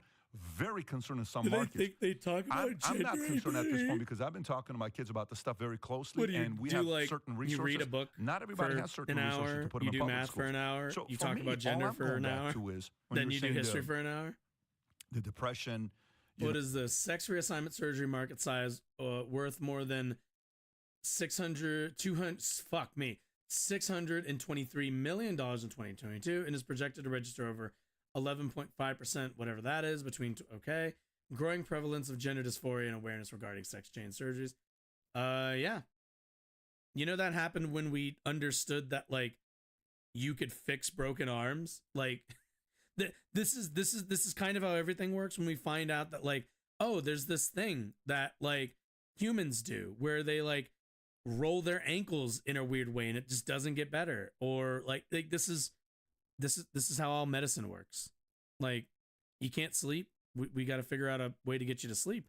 if there's like an imbalance, like that's You know, where people are at. Hello, Bisky. How are you? If you work with me, like if let's just say, like this is how I'm talking everything about works. This yesterday, This is how Melva, our nanny, Ay, 13 ay, years, ay. she uses the word pobrecito with the kids. Pobrecito. I'm like, what the hell is this? Like a little poor baby. Is he I'm like, Spanish? Melva, they're not poor. These kids are not poor. Don't tell them they're poor. And Jen will say, poor Brooklyn. I said, babe, Brooklyn is not poor. Bro, your kid's named after a fucking She doesn't borough have of a New York. cell That's phone, how I but know don't he's a put that word rich in family. her mouth. Certain words we use, that's the parent's responsibility. You allowed those words to become real, and the parent didn't stop it. Tom, for you, you're not judging. I'm on the left, by the way. I'm a leftist. How are you? What are you, Bisky? Where do you see yourself? with two daughters, you're seeing this exchange in this topic. I'll transition because I know Adam wants to talk other topics. No, we're gonna get not to at all. This is important to discuss. What is your thoughts when you're hearing Anna and I discuss? Well, I have a unique perspective. My wife is a career teacher, the fuck is this educator. guy? She's taught in public schools, LA Unified Public School, as a matter of fact, for 10 years, and she's taught in private schools since. And I have two teenage daughters, and so I have. You know, I can respect that you just came out and said you're a centrist. I can respect that. Some centrists try to dither, try to like justify their position. You just came right out with it, was like, I'm a centrist, baby. I'm right in the center. I have no idea what's going on. Well, if you watch the show, you'll be a little bit more informed, hopefully. I don't know. I'd like to think I inform people, but I have a house full of portable reproduction units. And we... Took me a second, but okay. I don't know how they'd feel about being called that. They're watching their pals. If anybody has a couch I can sleep on for the next couple of days, let me know. Tom, I got you. So portable. But he in all means seriousness, daughters. what is Wow, happening in that's- schools is kind of... I love how Anna thought that was like funny, but then was like was offended by the birthing person thing. Like that was infinitely more offensive in terms of like terminology, but okay. Dangerous. We've gone to a movement of ratify and separate. It is in the public schools. Is ratify what they feel, whatever they feel, and then separate them from parental decisions. It is an intentional. It's a program. It's what the Well, I mean, what kids feel aren't really connected to what parents have a say over. Parents don't really have a say, or they don't get to decide how their kids are feeling. That's not really a thing parents have. Like, I mean, they obviously have influence, but that's not really a parental rights thing. Your kid's allowed to feel how they feel. the public schools want at high school. We want to ratify what you're saying and separate you from your parents. Whereas mental health experts will tell you, you want to, process and counsel. And that involves bring the parents in, but that's not what the schools want. And so I see it on that side, where I can see schools. Wait a minute. The medical consensus is based on what doctors and psychologists and psychiatrists are trying to find in terms of like going forward medically. They just scheduled the meeting between parents. What does this guy want? The schools to every time their kids are like, they have a kid who's like, I don't know, feeling kind of sad. Every single time they go to the phone, hey, Jimmy's not feeling really well. Can you guys like come in today? Sarah's not feeling well. Can you actually come in today? Like, parents got jobs to do, man. They can't be in the school constantly meeting for counseling. Schools aren't for counseling. Counselors are. Fucking psychologists are. Family doctors are for that. Schools are for education. And, to a degree, I guess, social training to a degree. I forget the term I'm looking for, but like, getting kids ready to enter the society that they're living in. But like, schools don't want to like counsel. That's not what they're there for. They don't have the resources, time, anything else for that nonsense. And administrations and public schools that are actively trying to separate the kids from their parents in the first place. Oh yeah, and like, this is just another. Not everyone's good with it. every topic. Not Everyone's a professional. And counseling through. And you don't have to come down on the kid, but it's processing. You know what? Let's sit down with a counselor and your parents and let's talk about this. Let's get you in a safe place. And I'm sorry to hear that, Your Biscuit. dad turn, what? You want to be what? No. Yeah, because it's like, you go to a counselor and if they're forced to, disclose that, then that counselor, that person, they're not a safe person to converse with. You're not in a safe space where you can speak openly. You're in a place where the end of the day, your parents are going to hear about, like, you know, and that's why I don't support that sort of stuff. You know, the conversations between especially counselors and I think teachers should be protected to a good degree. Like, who are you supposed to go to? Like, kids, we can't assume like every parent is like going to be perfect at having every conversation. And most counselors don't want to like keep parents in the dark, but they understand as adults, they're like, right, this isn't going to go well. So I need to like get the kid to ease their parents into this or give them resources to then like suggest to their parents so that they can go to outside counseling and have those discussions with a outside professional. But like, yeah, it's just, yeah, I'm sorry that's really shitty. I'm very sorry for that. Let's turn down the temperature in that room and let's embrace the child. Hey, what are you thinking? What are you feeling? Now let's process it and let's counsel through, because most of the suicides come also, from like, school isolation. counselors aren't psychologists. It's the isolation in their own mind, and it's one word. It's hopeless. The word hopeless is what is tied to the majority of the teen suicides. And so how That's do they the feel hope. hopeless? Who is around them helping them feel hopeful, trying to embrace them, trying to process, trying to get to the center of where this is? Well, I've just never had a boyfriend. I've been really depressed. Sometimes they're going down bad decision lines. It's not a, you know, I've always felt this way since I was 8 years old. No, they're going down some decision flows and other things that are happening socially. I just, look, the problem that Right. But that's the answer for some people. Some people are going down like decision throws. Some people are not. Like, this one size fit all like nonsense is fucking stupid. And also, again, you want a school to do all of this. You want, like, for every like school counselor, how many kids are they counseling per fucking grade? You can't stock that many counselors in one school. They don't have the resources, especially the way we fund schools. that I have is the assumption that like all parents are going to freak out and be super abusive to their kids if they find out that their child might be transgender. Well, it is kind of a danger, and the alternative don't think that's the right isn't. mentality to have. I do think that there are some maybe like religious fundamentalist parents who could this is like the gun thing. Like, I don't think most people are like psychos who are going to shoot people, but we have regulations because at the end of the day, it's kind of dire when it does happen. Like, that is kind of how you balance that. Is it's like, are most parents abusive? No, certainly not. But if they're not abusive, it doesn't hurt for them to find out maybe after a few other people, after their kids are comfortable telling them. Like, whereas the alternative is you just fuck that kid over. That kid's like fucked going for the next like however many years. Freak out. And so again, it is really important to ensure that whatever Not wrong. policy is And again, implemented, you'd have to prove child abuse. that there is Like, consideration for children. Yeah, if you or withheld for that teens information, who might come legally from a you'd have to family like prove that. child abuse However, to a judge, which good luck with that. No one loves these kids more than their parents for Right. the most Yeah, part. for sure. And I just know, look, I don't have my Mm. own kids. I have nieces that I'm very, very close with, my brother's daughters.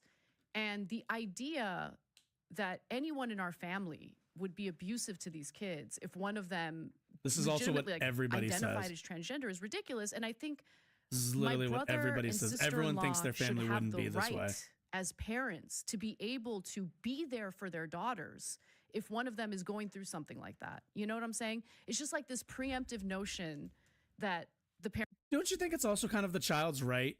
Like, maybe it's just me, but I also kind of feel like it's the child's right to say whether they want them, if they want their parent, if they trust their parent to be there, right? Like, it's kind of like parents are like, I have the right to be there for my kids. But like, if a child doesn't feel comfortable with their parent being there for them, I think that says a lot about the relationship. And I don't know if forcing kids into that is like somehow always better, or at the very least should always be the rule.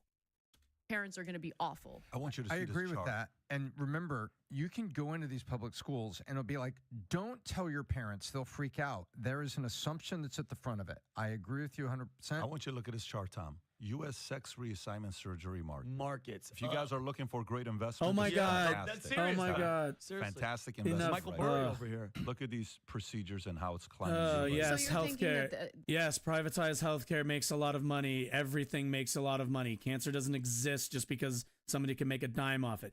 People make a dime off of it because we have a shitty system. You fix the system, this entire argument falls apart. the increase is really driven by the health industry. Oh my and God! I mean, Every increase of everything is driven by the and by the healthcare way, industry. I don't think It's literally a would consider for-profit as one industry. of the possibilities. I'm not saying this is it.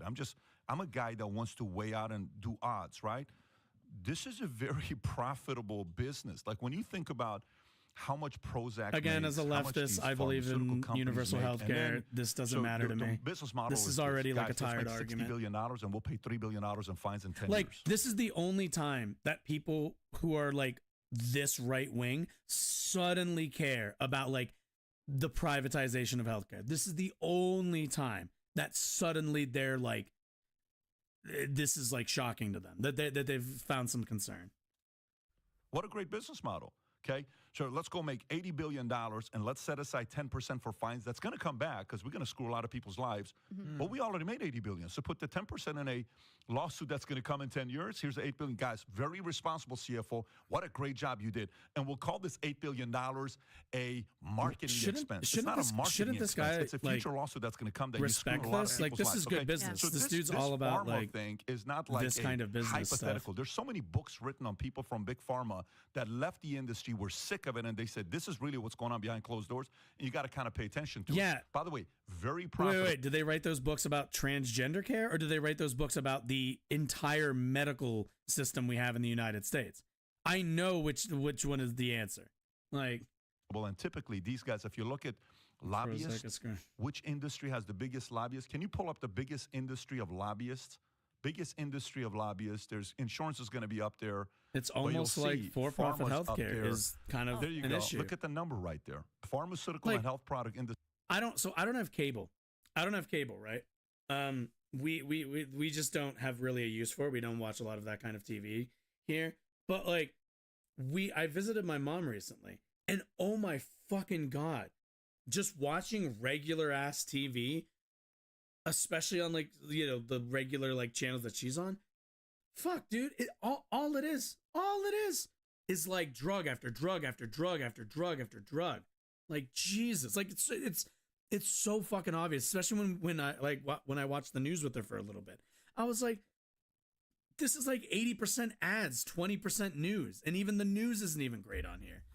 And it's like, wow, I wonder if this is like looking out for people's actual like medical well-being, or if this is just, we made 24 varieties of the exact same drug that does minor changes between each one, and we're just pushing everything we can, fucking every kind of drug. Like, it's very obvious how privatized our system is and how like predatory it is. Oh my God, especially to older folks. Industry has spent the most lobbying over the last 24 years.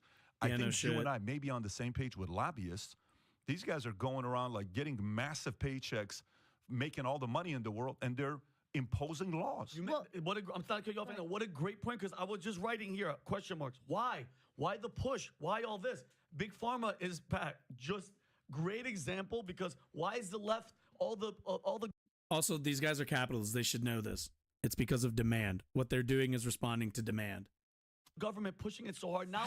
$5.2 billion spent on lobby in the last 24 years. That's freaking insane. $356 million was just in 2021. And that push is working, Pat. Guess and do one you think out of four that's high school to students in secure America identifies the system that we have now? plus Or- two, whatever they're adding. Well, I think they're every day. surfing the wave that has been made on by board. You can just say LGBT the plus, my guy. hyper-liberal left on this. I think they're surfing the wave, but they are sure How are they exploiting surfing? it and How are they lobbying to surfing it because surfing the EPS, wave? earnings per share, The is a sexy extremist, mistress. the extreme of the extreme left To the next story. Unless if you have call final for thoughts, the if you have final thoughts, I'll keep you on the list, decommodification and of we'll go to the healthcare. next story. What are you the final talking thing about? I'll say is I think that our issue with legalized bribery leads to a lot of the distrust and a lot of the,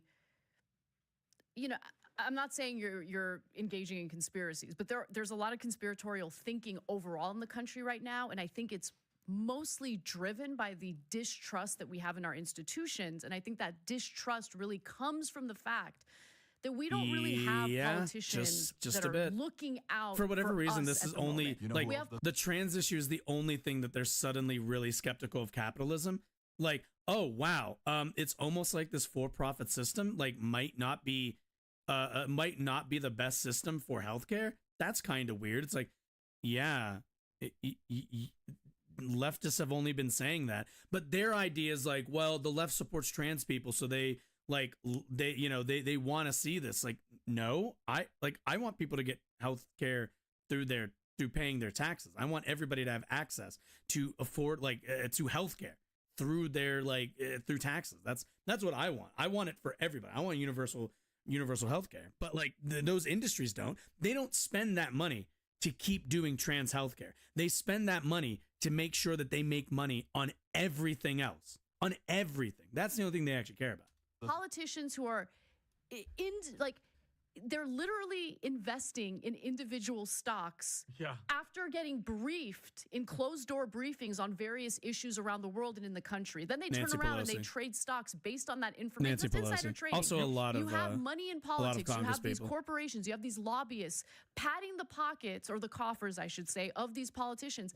So when you see all of this policy being passed that doesn't actually benefit ordinary Americans, that leads to the anger, that leads to the distrust. And I think it's really at the heart of a lot of the problems we have in this country. Wait, you mean to tell me, Anna, that Nancy Pelosi didn't make her $150 million by luck? I don't know. I don't know if you guys know this, but Nancy Pelosi is like a genius when it comes to the markets. Weird. I mean, her husband Paul is predictive skills. So if you like this clip. Yeah, they are right though. Nancy Pelosi does beat the market by a huge margin, huge fucking margin. She destroys the fucking market. The market predictions. Wow, that was worse than I thought. All right, well, what time is it? I think 10:25. Yeah. Do I have a different perspective? No, I don't want. How long is this? This video is 8 minutes long. Do I have enough time to destroy this person with their idiotic arguments on this as well? I don't think so. Do I want to see if it's short? Sure, I'll take it. Give me something fun. Usually with Elon's, it's also stupid. What is this? TikTok. Yeah, I don't care so much about TikTok sillies. Airstrike, yeah.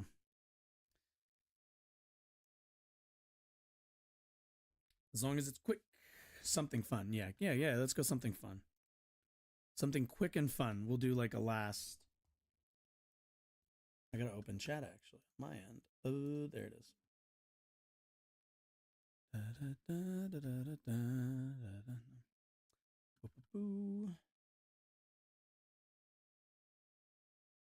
I'm so sorry. Oh no.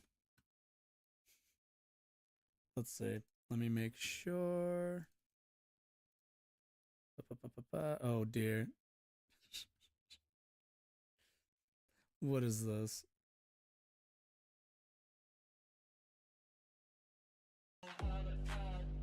Oh, I can't play this. This has... damn it. I can't play this. It has copyrighted music. God damn it.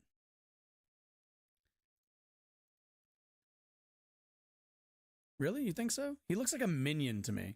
Maybe, call me, you can call me whatever you want. I just feel like when I see Elon, we gotta let's see if I can find one that's oh my god. Wait, how is it I type in minion and I get this many, none of them from the movie? Really? I'm getting well, I guess it's a lot of merch, I guess. But I'm sorry, no. This Bisky is where we'll disagree. This is where we will not align. I don't know. My dude he just looks like a fucking minion to me. If I turn the yellow up, beetle, that's all I see. All I see. I'm sorry, I'm not an Elon guy. I'm sorry to disappoint you. Oh my goodness. Why? There's so many better people to have crushes on. Like, I can't name anybody. Every time I have to like name a person, anybody in the world, I cannot. I tried. Okay, here we go. Okay, who do you think's gonna win? Zuckerberg or like Jimin from? Sure, yeah. Like, yeah, okay, yeah, Jimin. Yeah, we'll take Jimin from BTS. Although, do I know what? My girlfriend's more of a BTS person. She's more ARMY than me. I don't think I could pick. I could name a couple of them in a group photo, but I would definitely falter at some point. Zuckerberg. I saw that picture of him fucking getting shredded. I tried going to his house, actually. Did you really? Yeah, because he lives in Palo Alto. Did you press the button and go doo-doo? No. I'm more once than I am ARMY. I do like BTS. Like they are good. I couldn't claim ARMY if that'd be such a disrespect to the fan base. I listen to their music because I'm around it and I do quite enjoy it. But do I like Blackpink? Not really. I like the problem with okay, so here's my problem with Blackpink. Blackpink doesn't release music enough for me to and they don't release music that's like different enough each time. Like I've listened to a good bit of like their album and then like the one EP, and they're just kind of too similar, and they came out like 5 years between each other or some shit. And I'm like, y'all need to release more music more frequently. It's like crazy. One Direction? I'm too old for One Direction. I'm sorry. One Direction is like one generation too young for me. I grew up with NSYNC and like Backstreet Boys. That's like what I grew up with. I'm old for a streamer, I guess. I don't know. What's the average age of streamers? Let's Google this. Now I'm kind of curious. Average.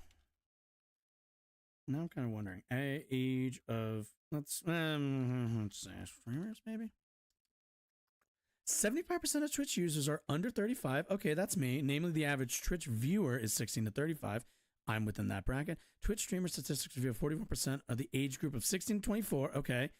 32% are 25. Woo! I'm in the 32%. Let's go, baby. Yeah. Nice. I'm in the sweet. I'm in the 41. Or no, I'm in the 30%. Nice. I'm in the older crowd, which is fine. I'm okay with that. That's okay. There's nothing wrong with being in the minority. I've been a minority my whole life. But oh yeah. So okay. So to actually answer your question, if I had a bias for BTS, it would probably be. No, it would definitely. Probably RM. Probably RM. Because I grew up listening to rap, and I do like his mixtapes are pretty damn good. So I go with RM. In terms of Blackpink, I have no bias. I guess no, I really don't. I couldn't. Do I know their names? Because it's okay. You gave one away. One's Jisoo, one's Lisa, one's fuck. I have like no idea. No, I can't. No, that'd be unfair. I can't pick from Blackpink. I don't know. I don't. I know two members, and one of them is because I'm looking because you already typed the name.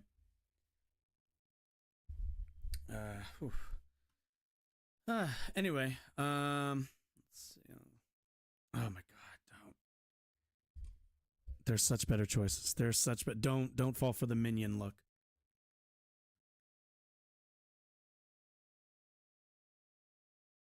Oh, you're hurting me, Biscuit. Okay. We watched. Well, you know, we'll.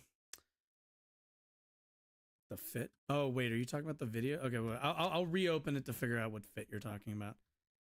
I'm sorry, we can't. I'm sorry, we can't agree on this. We can't agree on this. We can't agree on this Elon simpage. I can't have it. This fit. I know you're not talking about this fit. This looks like Dr. Doolittle, but he lost his job 40 years ago. This fit. It can't be this fit. What is Rogan wearing? Oh, it's a Pueblos jersey. It looks like. I don't really like that much. Your boy Your boy, what is this? Why is it orange on the undershirt? Oh my god. This looks like this. I'm sorry, but this looks like he pulled it off a homeless guy. I'm gonna go there. He looks kind of like a fucking Bond. No, not a Bond villain. He looks like he looks like an eccentric like Jason Bourne villain or something. Oh my god. We're gonna work on this in the future. After you hit that follow button if you haven't already. We're gonna work on this. We're gonna fix this malfunction of Elon Sempage. Yeah, there you go. There you go. Do it with pride. Wow, I got an email for that too. I didn't know I got emails for those. Oh, that's because I'm okay. That's why. Okay. Do I have anything short? Let's go see what's going on Twitter, shall we? Why does that play twice? I don't understand why that play. I need to fix that. What's going on Twitter? Anything? Not really. 10% for the big guy. The fuck is this? Oh dear. China wired Hunter's company $5 million. Hunter's company wired. Wait. Then Hunter's company wired $400,000. They wired Biden's brother money, and then Biden's brother's wife wrote Joe a check for $40K. That's 10% of $40K. $400K. That's 40. Oh, is this it? Blower and LLC. Joe Biden's been shoveling Chinese fortune cookies down his throat his whole career. Like a kid, Aren't those American? he thinks the cookies are in his tummy and we won't find them. Or like his face. I'm joking. Mr. President, it's a bunch of malarkey. Okay. Biden's That's a so bunch used of to being malarkey. protected. Oh, okay, never mind. I can't. Jesse Waters is too much. What is this? Enter Politics 69. Chuck Schumer, Enter Politics. Cool. Are blaming this guy for problems they haven't solved for decades. What's the problem? It kind of depends on the problem. If it's capitalism, then yeah, it's kind of like capitalist fail son. It's almost like there's a pretty consistent problem here. Joe Biden received $40,000. Representative Jim Jordan from James Biden and Sarah Biden. Is that illegal? Question for the day. Can you have a crush on someone without liking them as a person?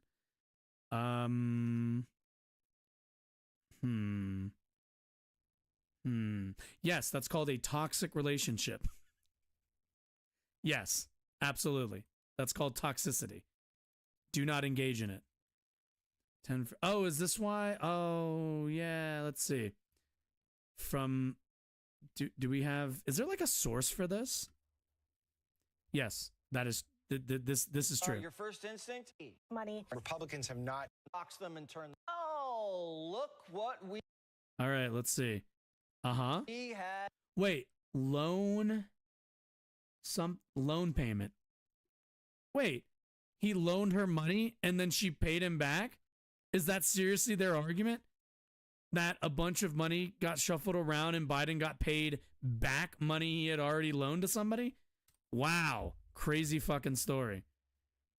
That's amazing. It's almost like that's completely benign. Ceasefire. Let's see what's going on in the Rabbi Jessica Rosenberg. You know what I'm wondering? Okay, wait. What's my representative up to? Has she spoken about Israel yet? Doesn't look like it. Can't tell. November, Americans seen startling rise of Islamophobia and anti-Semitism. There's no place for bigotry of any kind. We must.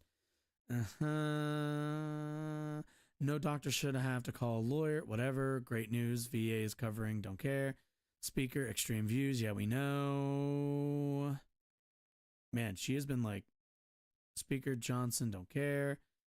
I mean, yeah, that's bad. I do care, but not on the topic that I'm interested in right now. Also, he's a God Squad guy. We know he doesn't care about. Oh yeah. Happy late Halloween to you as well. Instead of investing, did you do anything, Bisky, for Halloween? I did Well, I worked, so I didn't really do anything fun. America should be leaning. Okay, wait. What do we got here? Gathering. What is this? Roe v. Wade. Light yesterday. If I go back to October 7th, I'm assuming we'll see something. Oh God, September 28th, October 3rd, October 7th. My heart goes out to all affected by the Hamas attacks. Last night, 2,000 Coloradans at Temple Emmanuel. Members of Congress introduced bipartisan resolution standing with Israel. Yesterday, I joined Omer. Oh, boo. Jeffries, boo. All right, that's what I thought. Yeah. Stand with Israel, condemn Hamas's, demand release of Israeli, express concern. Wow, imagine, oh my God, it's entirely reasonable to simultaneously. I love how fucking express concern for innocent civilians, that's like at the bottom. They're like, stand with Israel, condemn Hamas, demand the release of Israeli hostages, and at the end, we need to express concern for innocent civilian Palestinians. Love that. Yeah, that tells you everything you need to know. That is the bottom of their priorities. Division, preventing taking. Jim Jordan, don't care. Republicans shrug. Okay, don't care. Okay, so I might have to. No, I do not. They're my representative. That's why I'm looking. I'm just looking to see what they're. This is my congressperson. I'm checking to see if they've said anything about the Israel-Palestine thing, because I'm probably going to call and yell at them at some point about their position and how they need to change it. Doesn't look like they've really said very much. They haven't really said very much at all since signing the basically the pro-Israel resolution. So yeah, not super shocked. Oh, thanks. I appreciate that. Is it in the state of Colorado? Because if it's not, I don't know if I can make it. All right. I think, yeah, that's in photography. God damn it, Bisky. Okay. Yeah, that's actually gonna be it for me tonight. I only have a few more minutes, so I'm gonna let it is, well, you let me know when you get to Mars. I hear it's difficult to get up there. Okay. Yeah, I'm gonna head off. Monday, Wednesday, those are the days for this stream. Tell all your friends, share it around, do the whole thing. Whatever. Everyone have a nice night. You've all been great. Yeah, like I said, Monday, Wednesday, bye-bye. Bye-bye. Also, check the schedule what times. I still figuring out my times since the shift changed. But anyway, bye-bye.